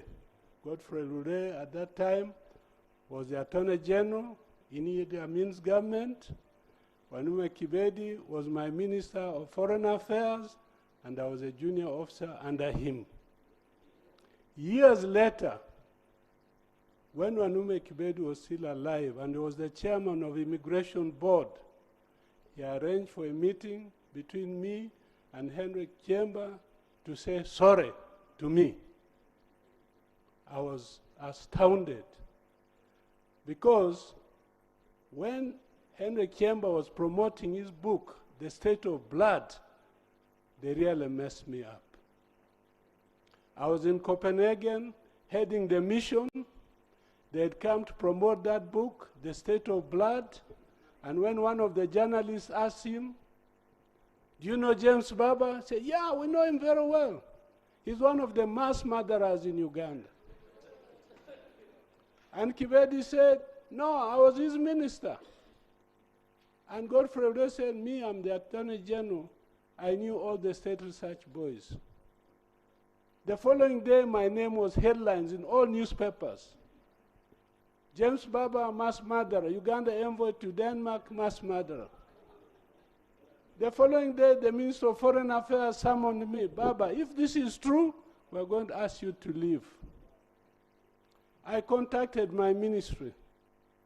They linked me to the Solicitor General, who was then Matov. Matov told me to fly back to Uganda and we consult. Matov told me, "You, Baba, these people are not after you. They're after Idi Amin. You forget about that case." I said, "Sir, I respect your views, but my name is already in headlines. How will I move?" He said, "Okay, in that case, you go and fight your case." So I went back to Denmark. I went to court. I won the case. I got my $14,000, and I kept quiet after that.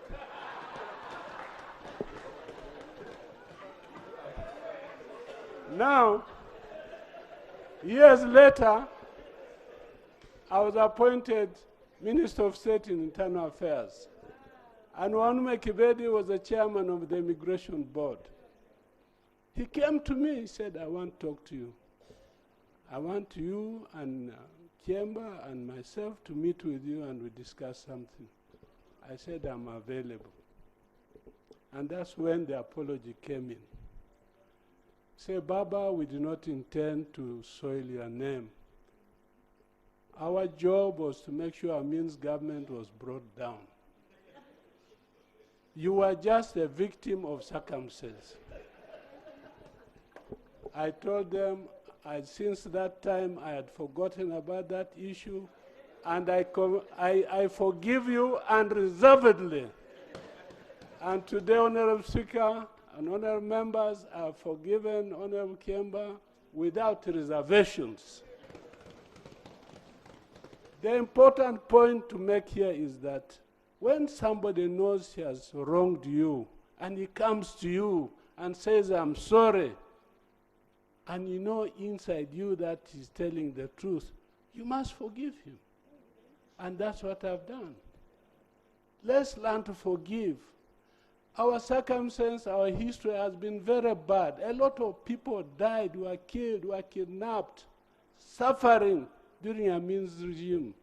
But I was a victim. I came from Koboko, the same area like Idi Amin.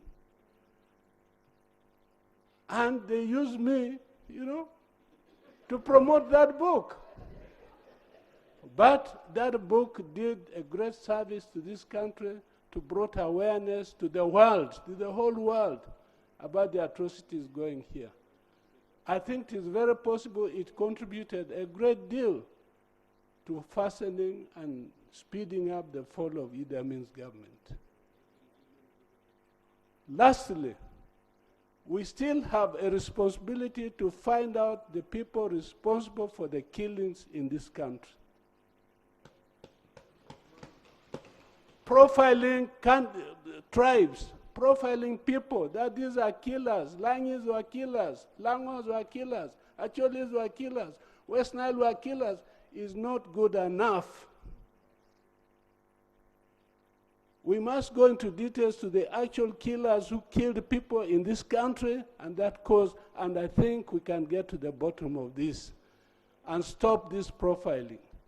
But, Right Honorable Speaker, my intervention is that we must learn to forgive once we wrong somebody. Thank you very much. Thank you. Honorable Mumba, Honorable Idi Sabiji.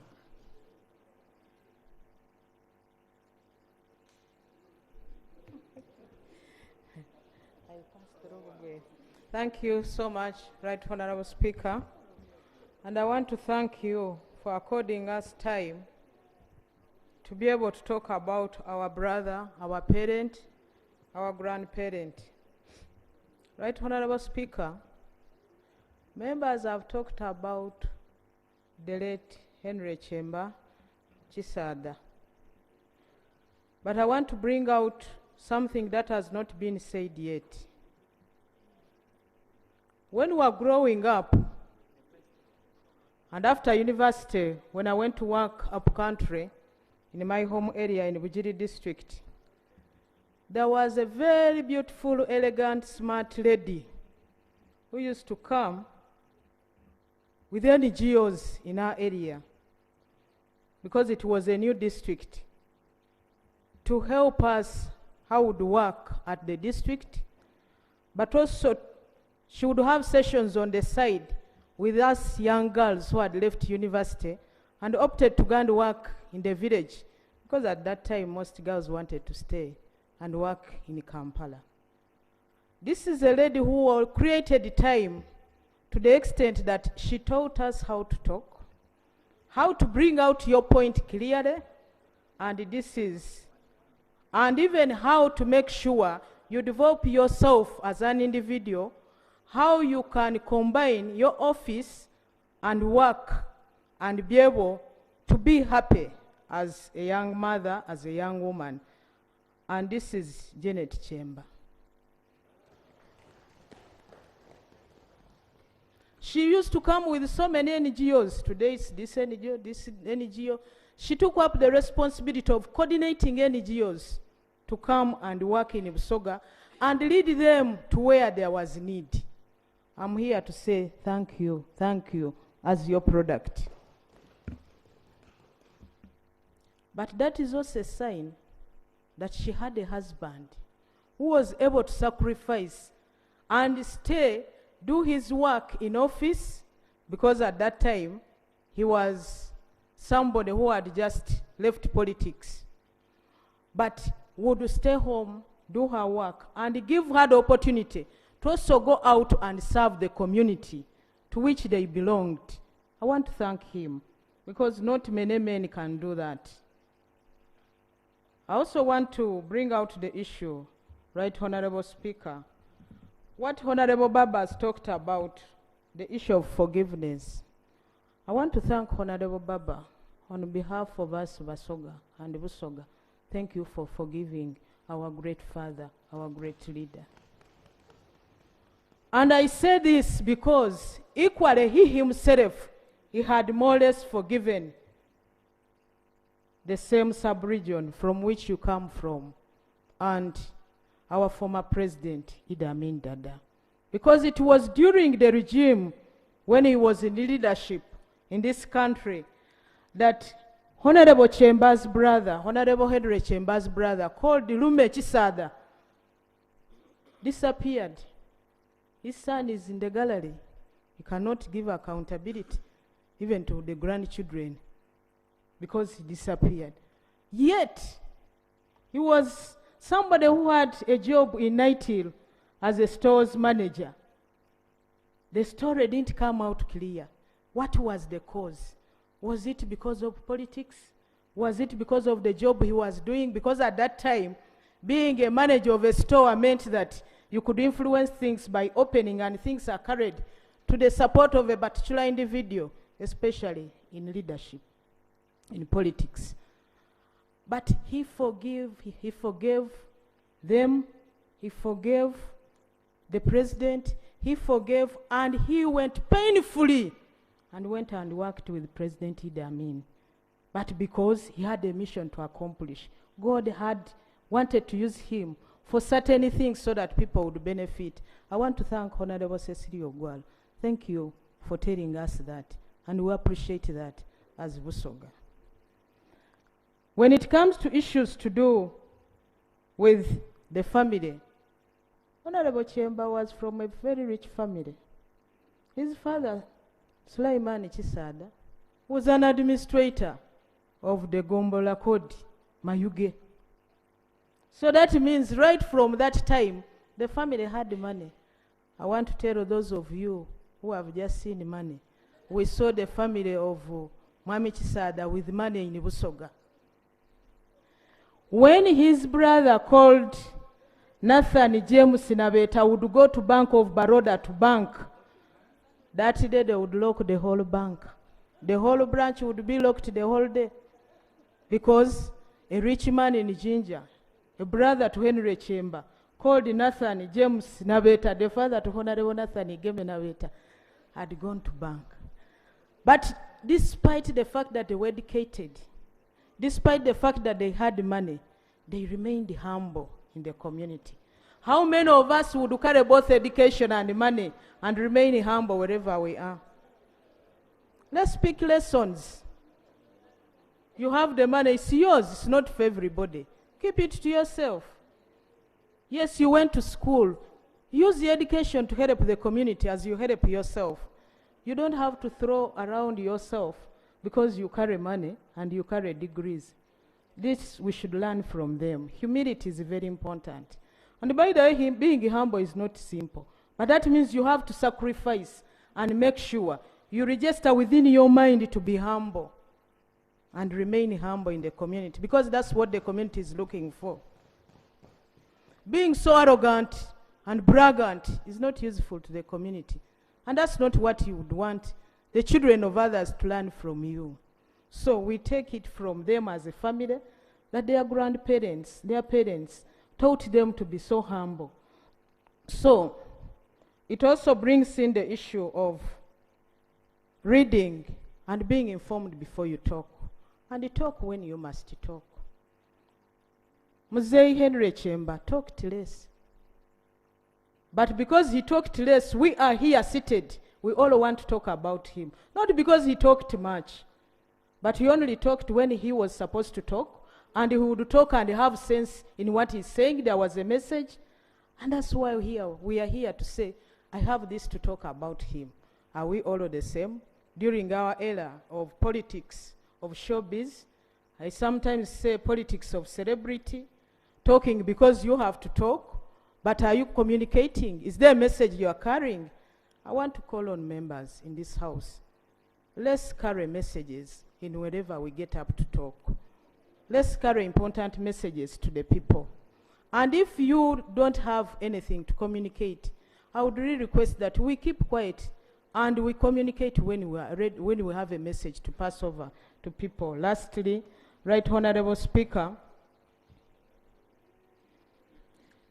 Right Honorable Henry Kisajja, whenever we had issues as people in Busoga, when he had retired, he would take off time to call you to his house. And when you go to his house, he offers you food and drinks. And the message is, please, you are the people who are in leadership now. You are carrying our flag out there in the country as Busoga, as Basoga. Make sure you don't do, he would tell you the do's and don'ts. And very few people would always do that for people who are not their biological children. He would always tell you, what is this happening? Can you please play your part well? When I was appointed Secretary General, he called me to his house and he told me, when you go to, people are always insulting, people are always talking this about Amin, nothing good, they always talk about bad things. When you make sure you don't say anything bad about him, because it is your responsibility to go and mobilize the people in West Nile. He was their son. If you've said it in Kampala, when you go there, they will not receive you. He told me, when it comes to Dr. Milton Obote, they will tell you this and that.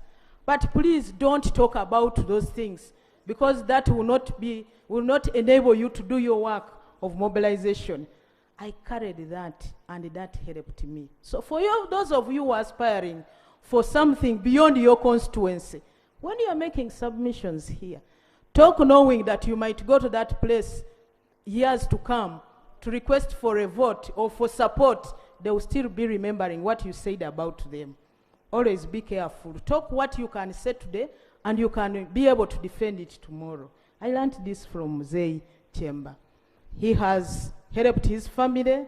He has helped the sub-region of Busoga. He has helped Uganda. That's why you see, when Honorable Nabeta was talking here, the children are all over the world, because he was destined to serve the whole world. Destine yourself to serve the whole world.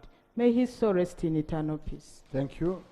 Honorable Haj Idi, Honorable Mbayo, Honorable Jire, Honorable Samo, Honorable Mao. Thank you so much, Right Honorable Speaker. Right Honorable Speaker, I want to thank you so much.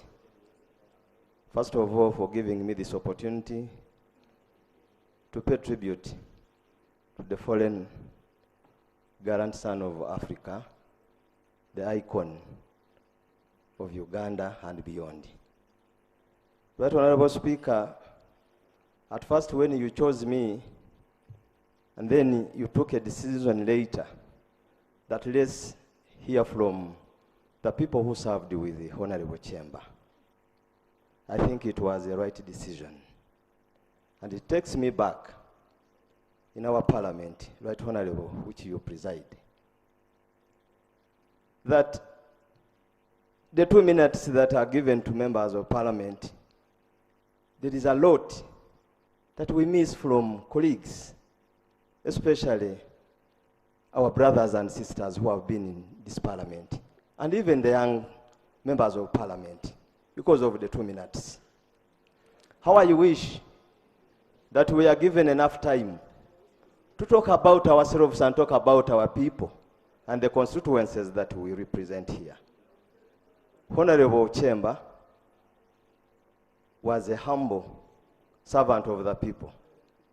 Personally, I did not serve with him, but I've heard many people talk about him. The region where I come from is mourning. But again, when we sat here to begin listening to what really Kyemba did, it has comforted us that today we are sending off a person that served the nation without any scandal. Right Honorable Speaker, how I wish in my prayer you do grant that the knowledge that we are talking about today, in him, we declare a day, at least for a public lecture, in his memory, such that these good stories and legacies that he has left can always be remembered, even by our grandsons and daughters. Right Honorable Speaker. Right Honorable Speaker, one thing that they have not talked about Honorable Kyemba, Honorable Kyemba used to love sports. He was a sportsman. You can't be smart if you don't love sports. Right Honorable Speaker, in Busoga, where I come from, there is a stadium, Bugembe. How I wish even the government can take over that stadium in memory of Honorable Kyemba. I'm not demanding for so much, but the person lying before us here, Right Honorable Speaker and Honorable Members of Parliament, I want to thank you so much. Because many of us, less than 10%, served with Honorable Kyemba. But you have offered your time. You have dedicated it to sit here and listen to the gallant son of Africa. I want to thank you so much, Right Honorable Speaker, and thank the government of Uganda for offering our father a befitting send-off. On behalf of the people of Bunia County South, and on my own behalf, I want to say this: may his soul rest in eternal peace. Thank you, Honorable Estambaya, Honorable Bajire. Now, Honorable colleagues, I'm seeing most of you are making for me signs to pick you. Some are sending me.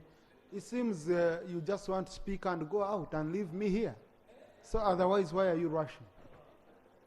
Okay? I've decided we usually have 2 hours for paying tribute. I moved this session from 10 a.m. to 2 p.m. It was intentional. I made an intentional decision of giving the rate a minimum of 4 hours in this parliament. So you have to bear with me so that we push up to around 5:45 to 6 there, so that most of you can contribute. Honorable Mbayo, but let's be conscious of time. Thank you so much, Right Honourable Speaker. Right Honourable Speaker, allow me join the rest of my colleagues in supporting the motion to pay tribute to a gallant son of Uganda who has lived life worth celebrating.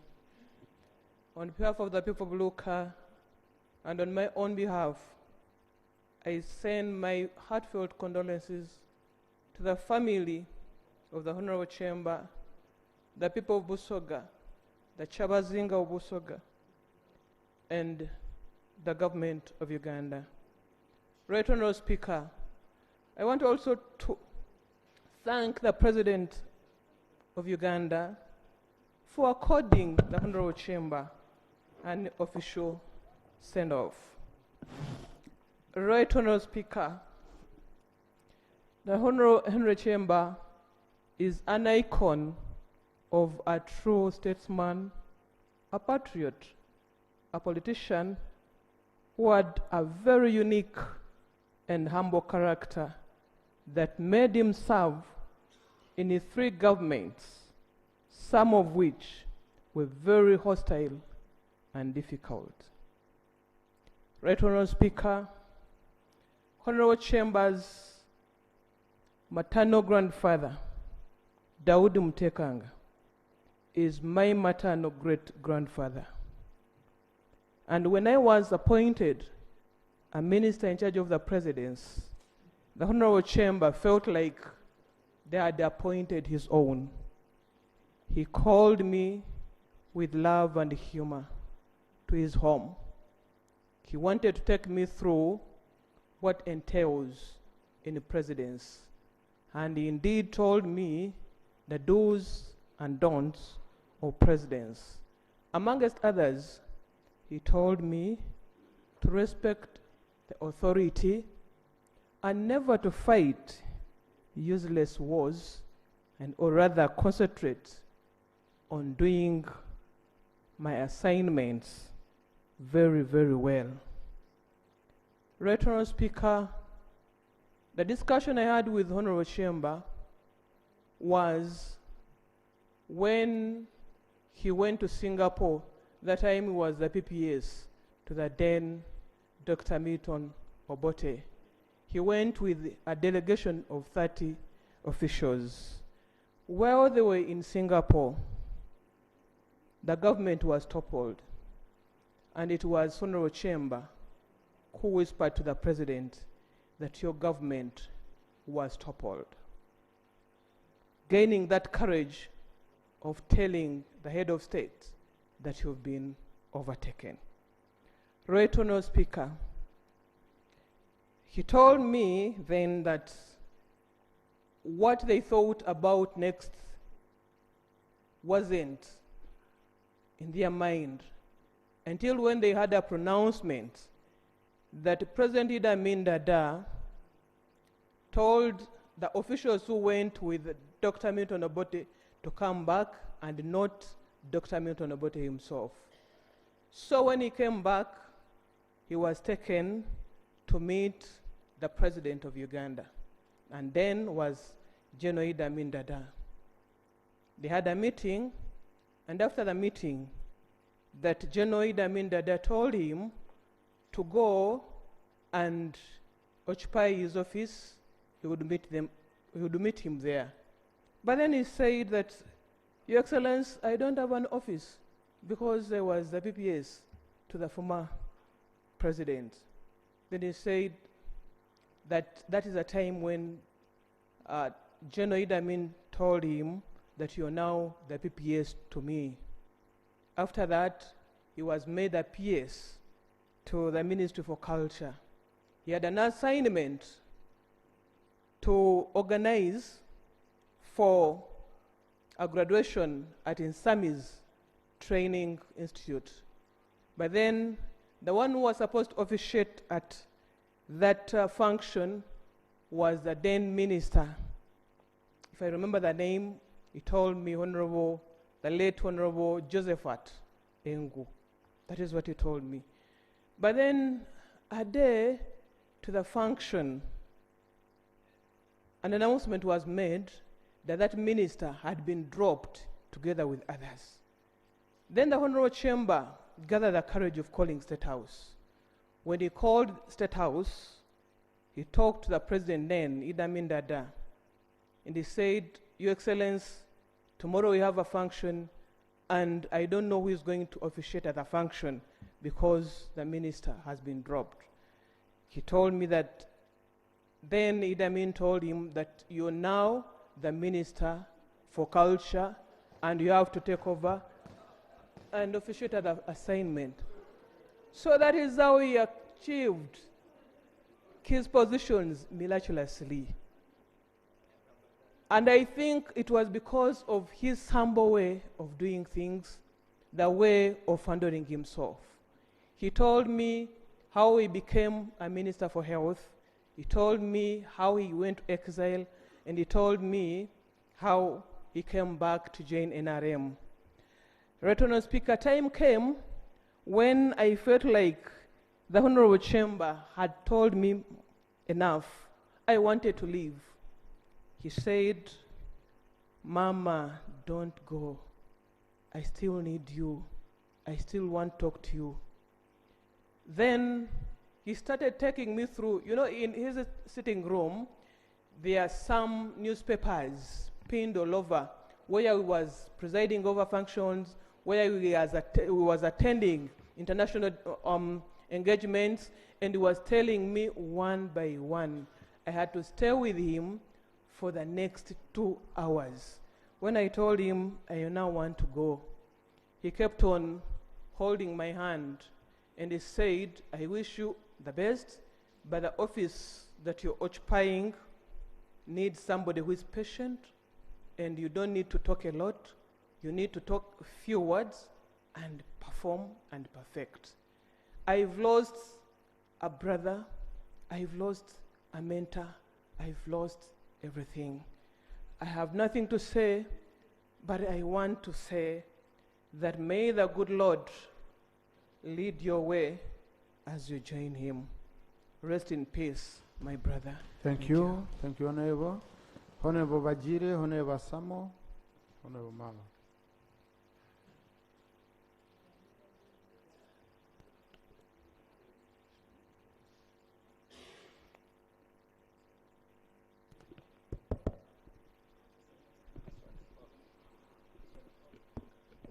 Thank you, Right Honorable Speaker. Right Honorable Speaker, I stand here to support the motion of paying tribute to our gallant elder, our gallant leader, our gallant comforter, our gallant guider, who came out with all his best to serve this country. Right Honorable Speaker, I met Honorable Kyemba when I was a young boy in Chira College, Butichi in 1989. He came at school. That day, I remember, was a sports day. And most of the students had gone to the playground. I was the games prefect, and I was engaging with the members of some of the members of staff before I got down to the playground. So as I came out, I saw a sleek car parking in front of the administration block. I walked straight and went to the vehicle. Then a policeman came out, opened, and a gentleman dressed decently came out. I had not known Kyemba, Honorable Kyemba, I had not met him. And I stood, because when I saw somebody in uniform, I stepped, because we had been directed that when a visitor comes, you welcome him or her. So I'd moved to welcome, but when I saw a policeman, I stood at a distance. So when he came out, he called me, "Young man, who are you?" I introduced myself to him and asked me, "Is the headmaster in the office?" I said no, but the deputy head teacher is in the office. We picked up with the Honorable Kyemba, who held me by the hand, walked with me up to the veranda, and we took about 15 minutes having a chat with the Honorable Kyemba.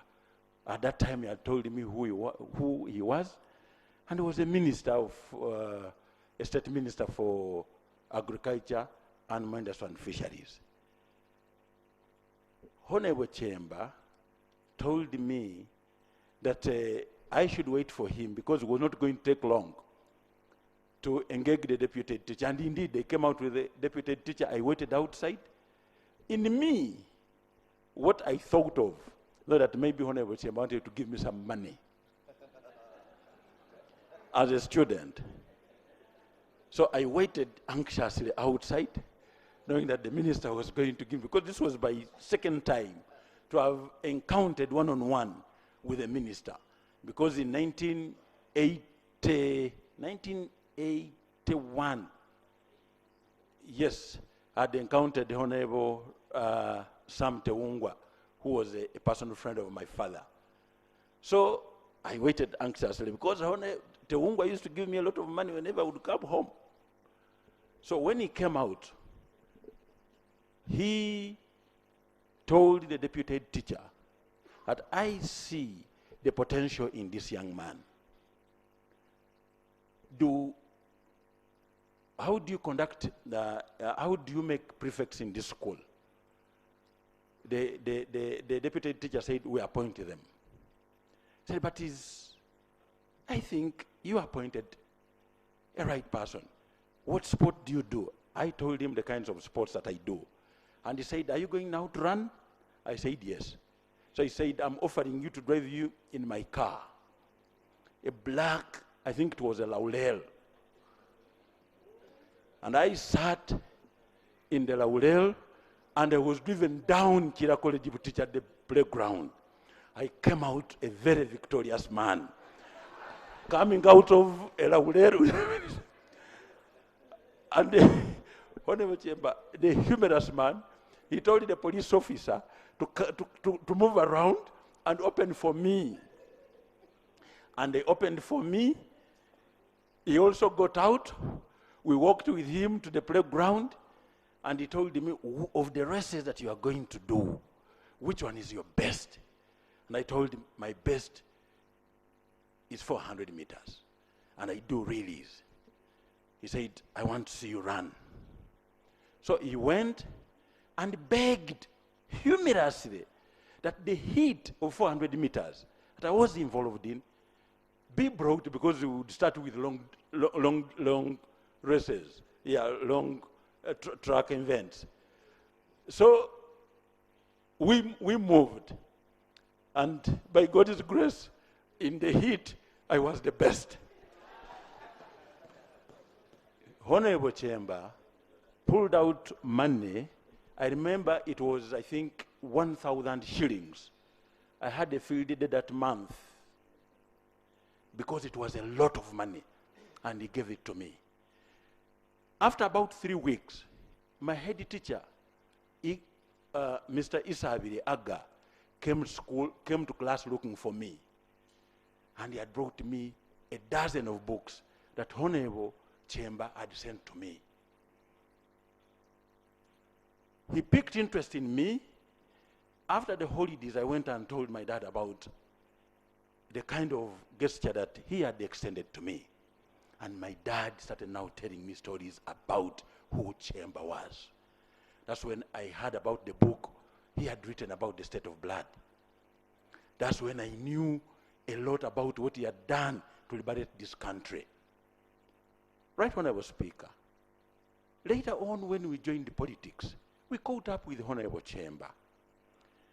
It's Honorable Daudi Migereko that took me to Honorable Kyemba at Crescent Crane Hotel.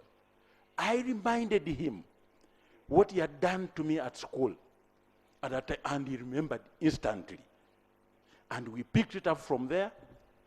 He continued to be an advisor. He continued to be very humorous to me. He continued to call us. When I became minister, he didn't have my number, I think, at that time. So, Honorable Daudi Migereko told me, Honorable Kyemba wants to talk to you. And this is his number, call him. When I'd been appointed, he was excited. And he told me this. I saw this in you. And God has made it. I continue to pray for you. I worked in that ministry where you have gone. You are following in my footsteps. Serve with diligence. Don't be corrupt. Don't steal. You will get money at an appropriate time. Respect the staff. Love them. Like them. Work with everybody. Your approach must be vertical and horizontal. Those were his words. This man that is lying here. Right, Honorable Speaker. In the interest of time, I just want to say this, that this country has lost somebody who knew virtually everything in the history of this country. If you wanted to get anything, if you wanted to understand anything in every corner of this country, the right person, one of the right people to ask was this man that is lying here. This country has lost one of the finest. One of the finest that this country has ever graced. Thank you. Honorable Samo.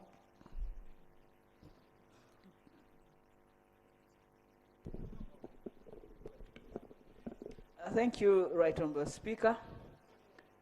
I want to speak on behalf of the Disability Fraternity, who also live in Jinja, to pay tribute to the motion.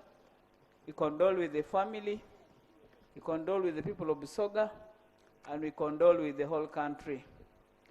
Right Honourable Speaker, under the leadership of Right Honourable Kadaga, I was so much involved in Busoga issues, so I had an opportunity to meet the gentleman we are talking today. But before I go there, Honourable Kyemba was the Minister of Health. My mother was a nurse. And whereas I recognize the government of UPC which built the hospitals, it was under his leadership that these hospitals were commissioned. And the first time I saw a minister, I was a young girl, and those days when the president is coming, children were put on the road to line up to welcome the president, to welcome a minister, and ministers were ministers. Yes. I want to tell you, we're in Bugiri, we had just been transferred. My mother was transferred to that hospital. And those hospitals are many, Tojo or whatever. Those were hospitals built all over Uganda under the supervision of Honorable Kyemba, under the wrong time of Idi Amin. But I'm telling you, the hospitals were sparkling. They were smart. He wasn't moving around as a minister, but his administration was felt even when he was not there. You find the nurses saying, if Kyemba comes, nobody would steal medicine, nobody would do anything bad. The hospitals, right from the kitchen, were smart, and food would be given there. That was the administrator in the man called Henry Kisajja. How many of us emulate that? These days as ministers, with due respect to the ministers, we want to be everywhere. How do you put in a system which people will feel that you are there when you are not even there? And I want to give him credit. It's a lesson I learned. I saw a man who was smart, very smart. And those days when you saw a minister, you would admire. And when he was smart, smart in his body, smart in the brain. And when he welcomed Amin, let me tell you, Amin also had a good step. Whereas we talk about bad things, but he was also a smart man. And I'm telling you, when they are walking, you say, this is what means power. And that was power at that time. And I want to respect this gentleman lying here. When he was a president for, I think, Rotary something, he met me and said, you're a member of parliament for people with disabilities. And you know, sometimes we give out things, wheelchairs, we give out certain things. Could it be okay for me to invite you to one of our meetings? I said, which type of meeting? So when he described, I found a man who was national. He was not thinking Busoga. He was thinking for every person. This man is a great man, he's a rich man, but even a person like Asamo, who was a disabled, he would still walk to you and talk to you in a very polite way. He comes smiling. And when you look at him, you say, does he want to talk to me? And says, yes, Honorable, can I know who you are? By the time you explain, he's already giving you a way of wanting to support the people you represent. And that is the great man we have here. As we sit here talking, Kyemba is not hearing. Please, many people have talked. As members of parliament, we need each other. Whether you're in opposition, whether you are an independent, whether you are an NRM, anything can happen. We need to work together. Sometimes we give a bad picture out there, and people look at us and say, what type of parliament? Even if it is one person. In my tribe, we are told one frog can spoil the whole water in the what? In the lake. How I wish we emulate Henry Kisajja and get lessons that will make his memory be remembered in this country. I say all this in the memory of my own mother. He was a very good minister during that time. And I want to say, rest in peace, our elder. We shall always remember you until we meet again. Thank you. Thank you. Mao, Ekanya, Taka, Bwire. Please, honorable colleagues, I'm choosing honorable members. I'm not choosing strangers. Yeah, so if I pick a member and I hear you saying, hey, I'm picking members of parliament, not strangers, okay? Please, honorable Mao.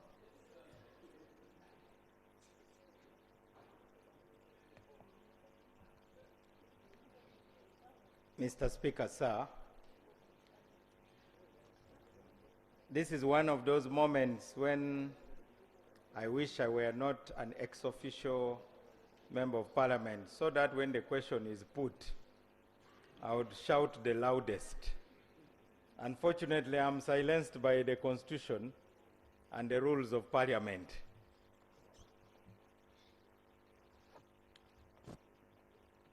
We shouldn't reduce the Honorable Henry Kisajja to the size of a school,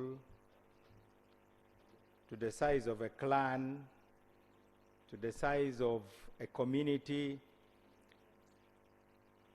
We only make those references because everything has a credo. We talk about Jesus of Nazareth, but he was not about Nazareth. His mission was universal.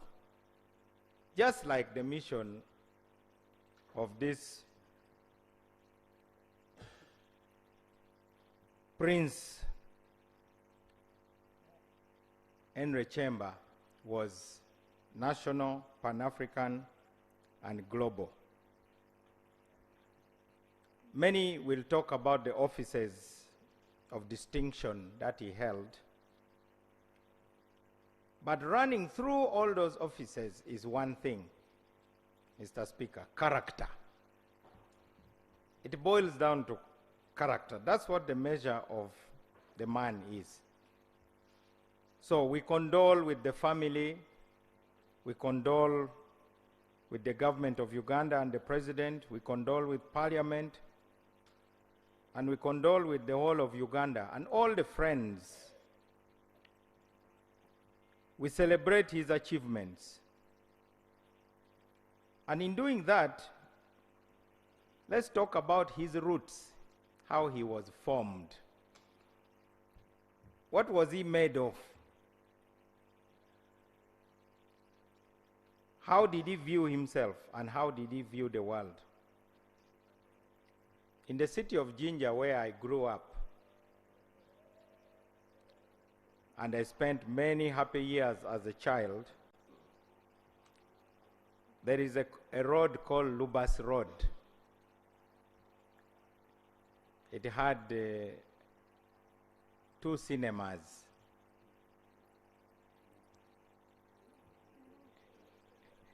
Those who know, they know. Town Talkies, Dingos.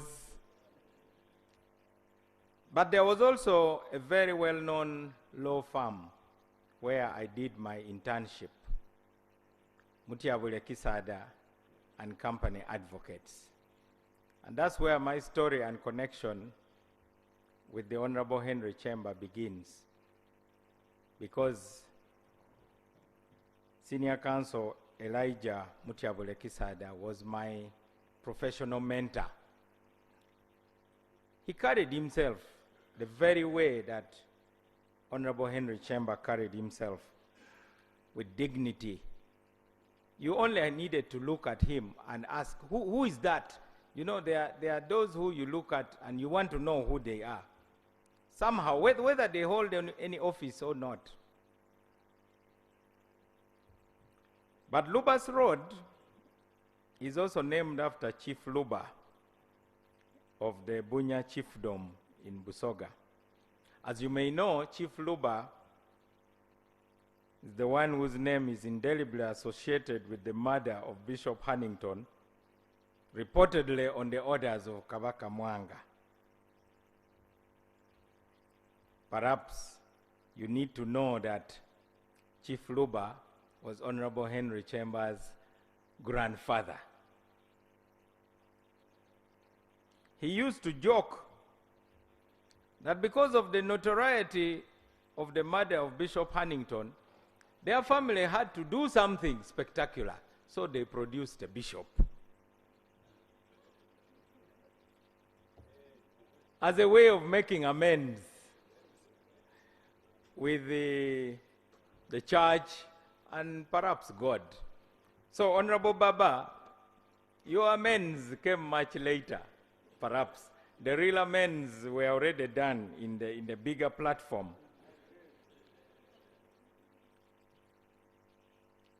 He exuded integrity. Of course, integrity has many definitions, but mine is that integrity means doing what is right rather than what is convenient. What is convenient is usually the things which will bring applause. Sometimes what is right is not really convenient because it may attract insults sometimes. And I'm sure he's going to be scrutinized forever. But you cannot understand something unless you understand it in its very context. Americans celebrate George Washington, but they don't know that he owned slaves. So you must understand the man in the context of his times. What would you do? So in relation to the choices he made, we can only say, judge not that ye may not be judged. He had discipline, very good timekeeper. He had humility, we all know that. He was willing to talk to all of us. Honorable Kotogong referred to that. He taught many of us how to be members of parliament. Some of us came here with flaming swords, like live conductors, to electrocute everything that we would find here. Some of us came with very unpopular messages. I think, Mr. Speaker, I may be on record as probably the most booed MP in the record of Parliament. Every time I opened my mouth, it's as if I was saying something people didn't want to hear. E.g., talk to Joseph Kony. Oh, this, that. And you say, give amnesty. Return multipartyism. Never. But you must listen to that voice inside you. That is what was referred to here as conscience. After all, some things change, some things don't change. So you are better off fixing your eye on the things that you know will never change. He had courage. There are two types of courage. There is the physical courage, as in facing physical danger. But there is even the tougher kind of courage, which is moral courage, which simply means taking a stand. That book was banned in Uganda. Those who were alive, they know that. State of Blood was banned because it said things which the government did not want to be revealed. So, as I close, Mr. Speaker, and in the spirit of peering beyond the horizons in our country is hurting. Our country needs reconciliation. Not reconciliation between two people, but reconciliation between the building blocks that make Uganda. If you are lost, you go back to a familiar place. Those of us who took long to come to Kampala, we knew, for instance, the post office. So if you got lost, you ask, where is the post office? Even if that's not where you are going. But at least you are sure that from the post office, you can find your way. So let's go back to the Constitution, because that should be the real point of departure, because that is the consensus on which we are building ourselves. I beg to disagree with those who are talking about scandal, no scandal. In this world, there's something called redemption. Actually, Peter, who formed the foundation of the church, was very scandalous. And he committed a real scandal of denying Jesus. Paul, who we quote every day in the Bible, was full of scandals. So, let us realize that nations are built because of a commitment to renewal. A nation can renew itself. Every institution can renew itself.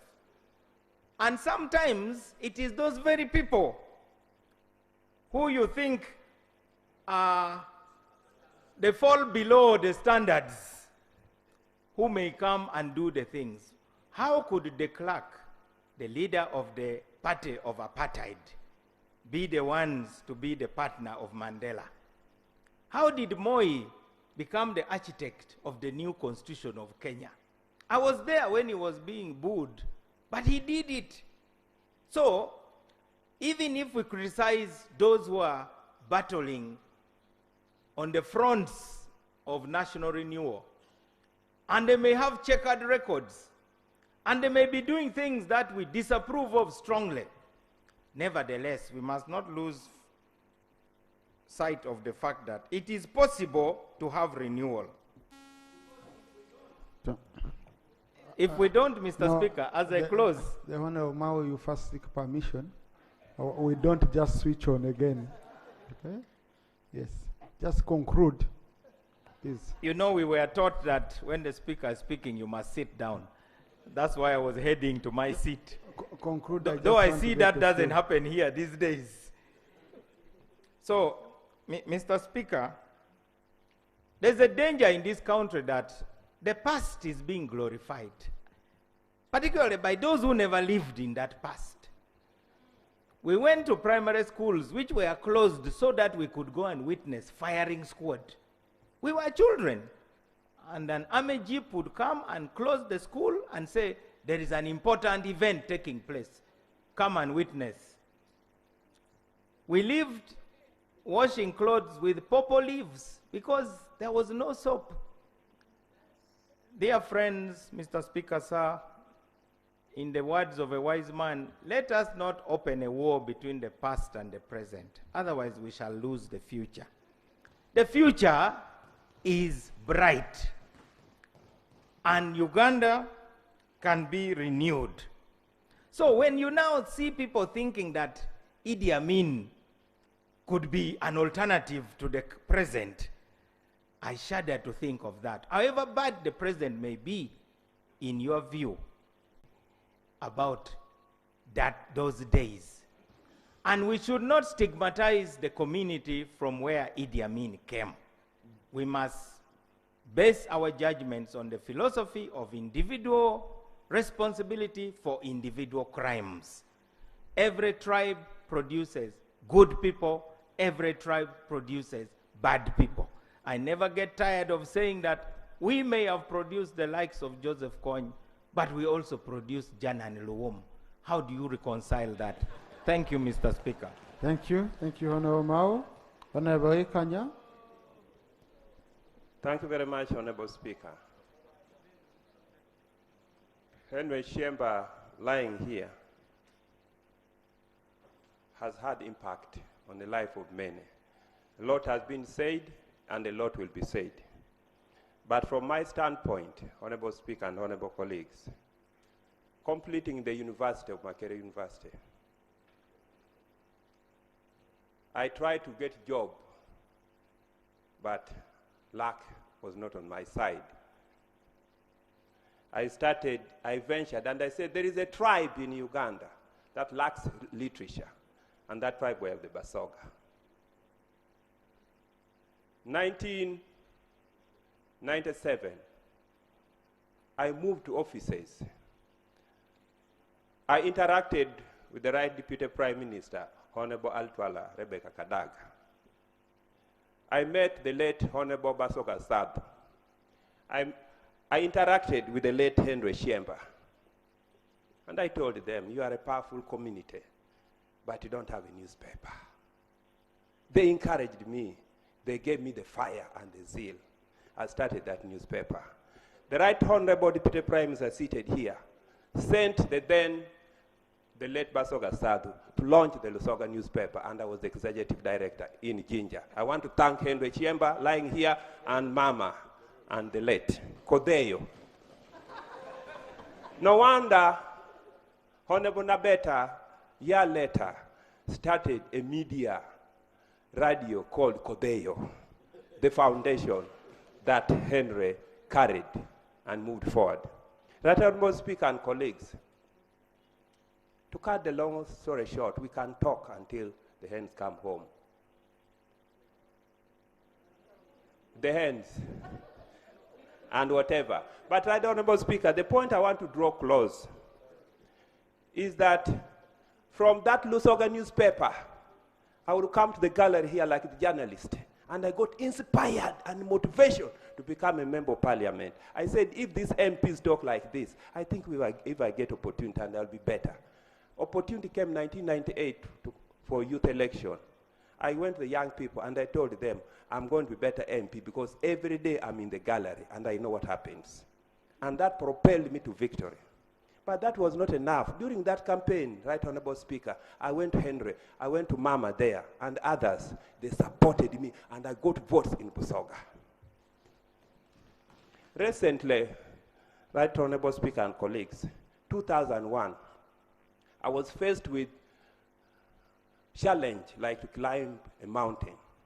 The late Henry Kyemba was too close to the late Tekre Jalo, Etiang, the then Deputy Prime Minister. The late Etiang was the one who comes from a constituency where I had interest. The late here, I consulted him. He told me, we have talked to our colleague that we need to retire. But I don't know whether he will. So I give you the blessing. For me, I am going to retire. Try your luck. God will be with you. Henry, forever I'll be indebted to you and my family and my generation. Finally, Honorable Speaker, in this country, we lack one important graduate as I close. We need to enact the National Cemetery Act so that men like Henry Kisajja will not be buried in the village where they will be, because 150 years, the children of this country need to know we had men like Henry Kisajja, we had so and so, but 50 years to come, those memorial sites will disappear. And therefore, Honorable Speaker, I want to commit myself that I will come to your office to ensure that we bring a bill for the National Cemetery and we create memorial that will last generation and generation. I thank you. May his soul rest in peace. Thank you. Honorable Agnes Taka, Honorable Sano Nubuire, Honorable Kibadia, Honorable Gume, Honorable Santa Arum.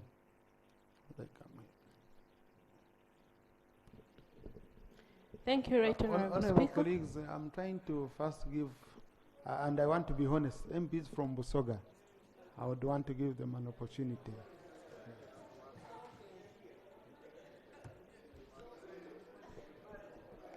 Thank you so much, Right Honorable Speaker. I'm honored to pay tribute to this great father, and I bring condolences from Bugiri to Mama, my sisters and brothers, and all the people of Busoga and Uganda at large. Right Honorable Speaker, I learned of the death of Honorable Kyemba a few days ago, and I only knew that he was an uncle to Honorable Nabeta. However, having read about him, when I saw that he had been honored a state burial, I decided to take interest in reading about him. Official burial. Official burial. Yeah. Thank you, Right Honorable Speaker. When I read about Honorable Kyemba, Right Honorable Speaker, I learned of a man who had served our country from my region, and I really felt the loss that we have had in losing Honorable Kyemba. Right Honorable Speaker, we have been in a kind of fragile relationships in Busoga as leaders from the grassroots and at national level. And I always think that we need some senior people whom I don't know where they are to really come in and make the center hold. And I feel that we have really lost somebody who would be of great, great importance to us. Not only Busoga as a region, but even as a country. Right now, there is a debate on a lot of factions, and I don't want to repeat what Honorable Mao has said, but we are somewhere around where we need to transform to somewhere where we don't know. I would request that we have a profile of our elders, national leaders, former national leaders, but elders from every region who can be at the forefront, who can be our consultants, so that we are able to sail through this period that we are in. Right Honorable Speaker, as I conclude, Honorable Kyemba was a family man, And I want to commend him and Mama for nurturing their children well. Right Honourable Speaker, you had Honourable Naveta introducing most of these people coming from UK, wherever. But when you look at them, they depict people who were nurtured.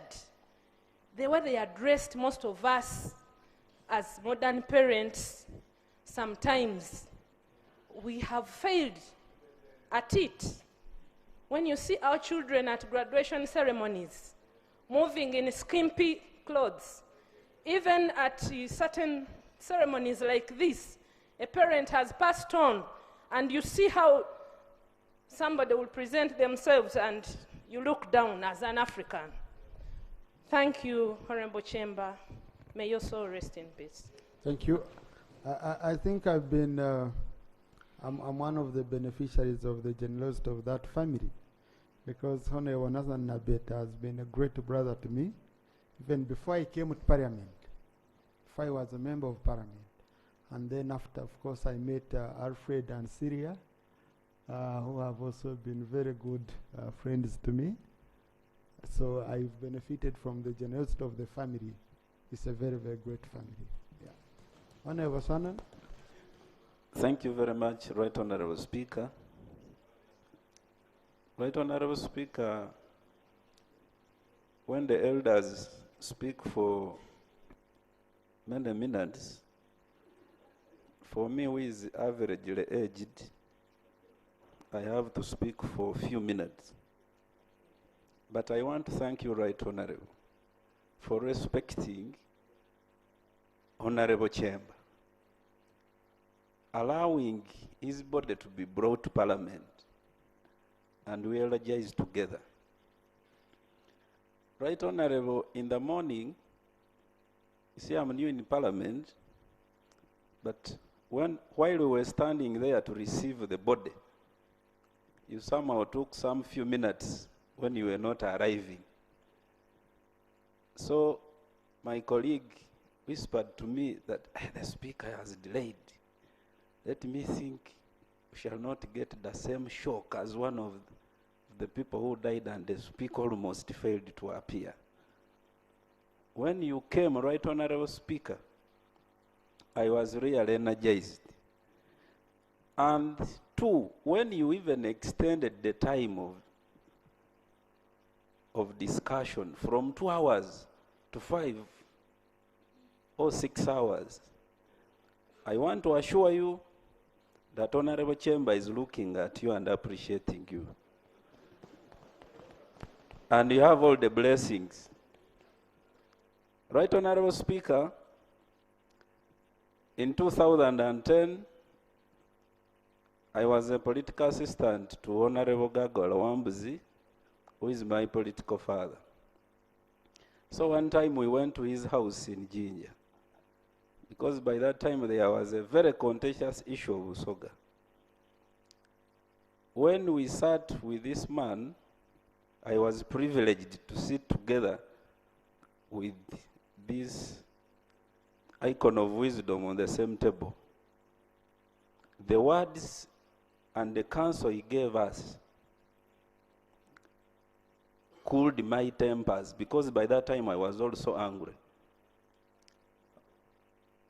Before we left, he asked me, young man, what are you doing?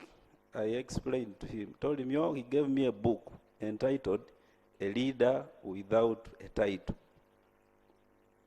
The only second person who has ever given me that book is the late Right Honorable Jacob Olanya. Mr. Speaker, when I went through, the same Honorable Gagola took me to his place, and he told him, now you have a challenge because your district has only 1 kilometer of tarmac. So go there and represent the people. Right Honorable Speaker, when a dead body is lying before you, you should never lie. But I've been here very quiet. Most of the words that have been spoken by all people is the truth about Honorable Kyemba. And I want to testify to you that this man has been one of the few pillars in Busoga, the elders of Busoga.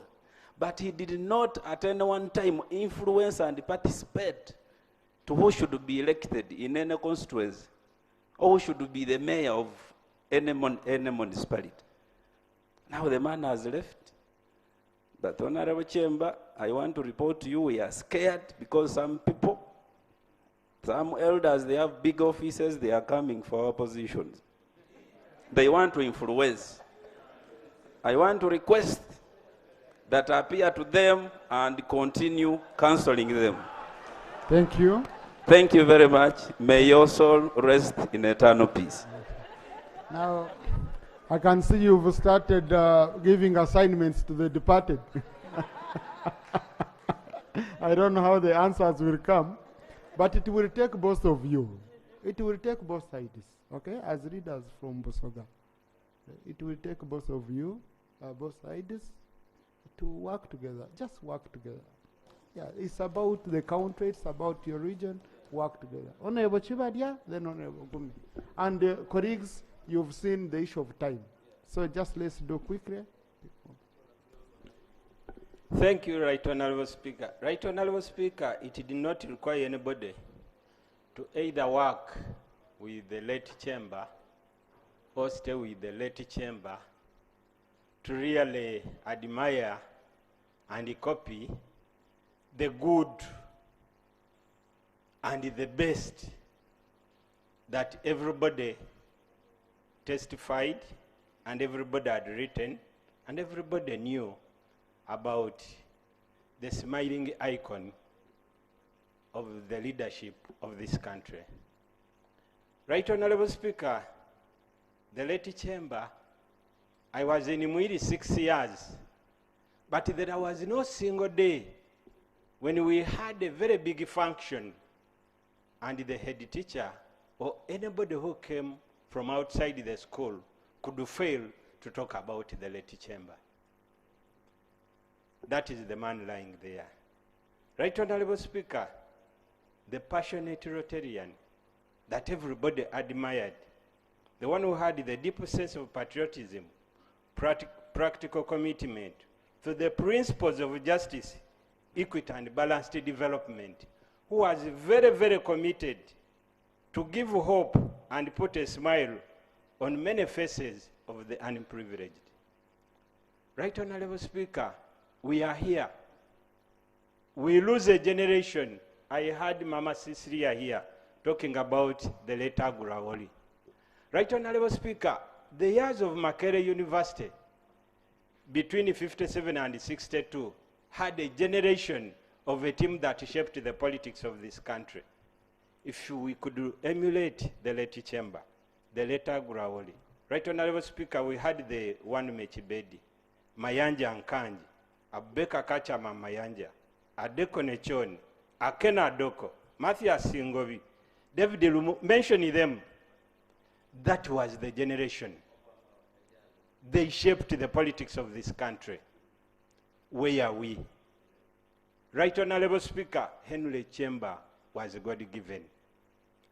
If you trace the history of the late Kyemba, the two assassination attempts that he survived, the one in Lugogo when he was the president, and the one of 1970 when they were coming back from Portobello when he was with the vice president then, John Ibaiga. And he survived that. Many people died, but he survived that time.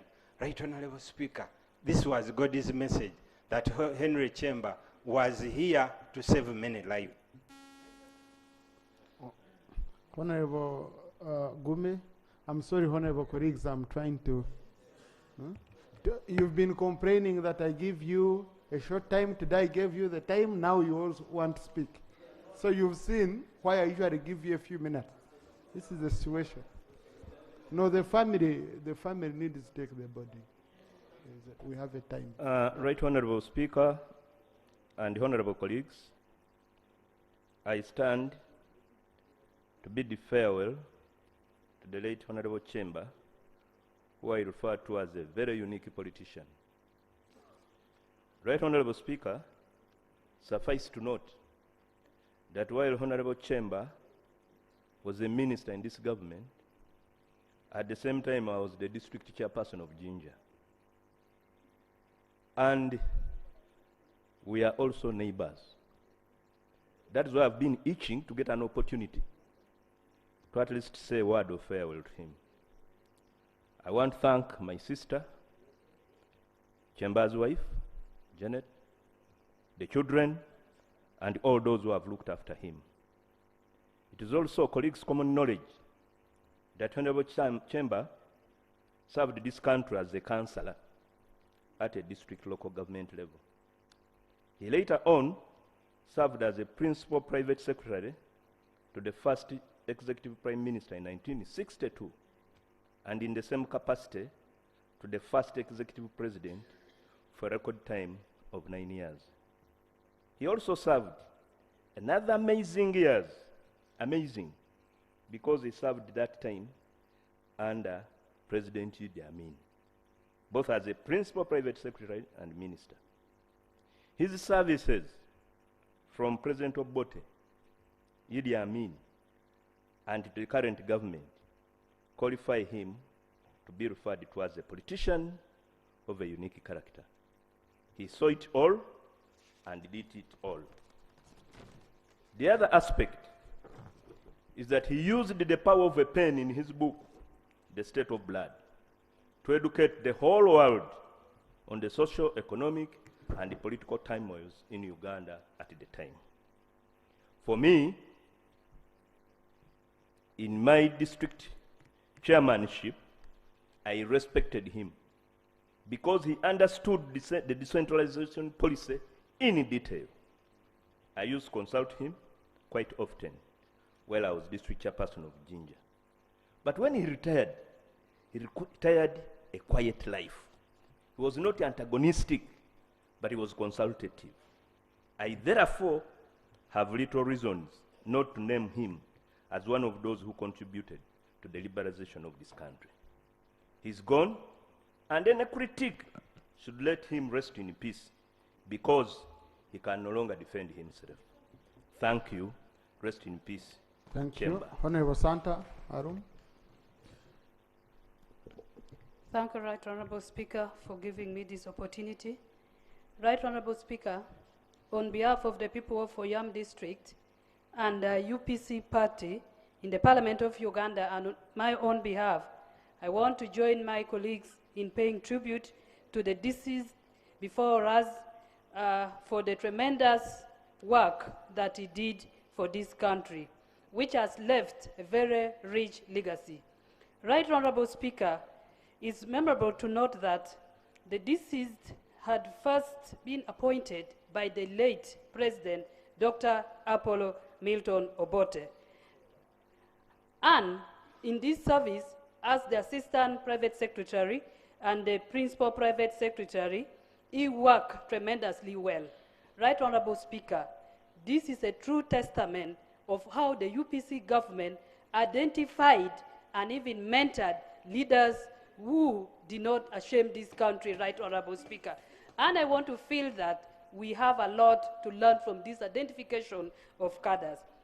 Furthermore, Right Honorable Speaker, a man lying before us here worked with a lot of dignity. He worked with a lot of patriotism. He was outstanding leader, Right Honorable Speaker. And because of that, Right Honorable Speaker, I want to extend my sincere gratitude as a UPC whip to the deceased and his family for standing with our founding father of this country and the UPC party president, Dr. Apollo Milton Obote, for the late as a man who stood with the President of the Republic of Uganda by then. Finally, Right Honorable Speaker, allow me also to join colleagues in thanking him for being who he was and urge my honorable colleagues that we have a lot as leaders to learn from him. Thank you so much. Thank you. I now put the question that the motion to pay tribute to the late Honorable Henry Kisajja Magumba Kyemba, former minister and distinguished civil servant, be adopted. Those in favor say aye to the content. Aye. The ayes have it. Clerk, please extract the resolution and transmit it to the family together with the Hansard so that they can have a true record of what transpired. Honorable colleagues, I'm sorry because I could just see, but we needed maybe another 3 more hours. I can see disappointed faces for not being able to pick you, but we had it to end somewhere. We had it to end somewhere. I'm sorry. Yeah, tomorrow I will start with those I didn't pick today. The anthems.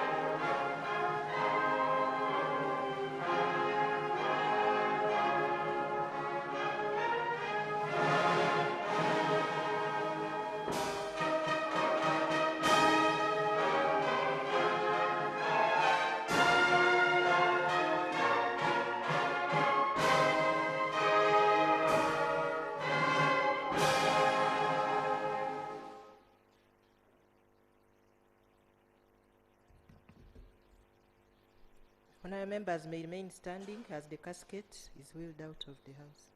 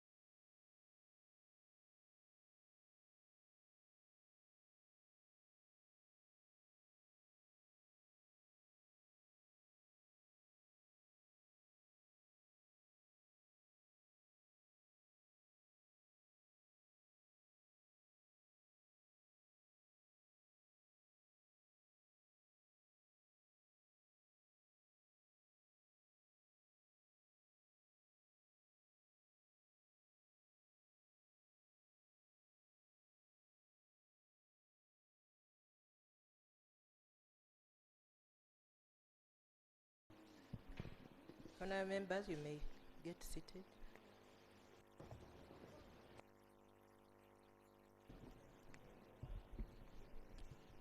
Thank you. Honorable colleagues, House adjourned to tomorrow at 2 p.m.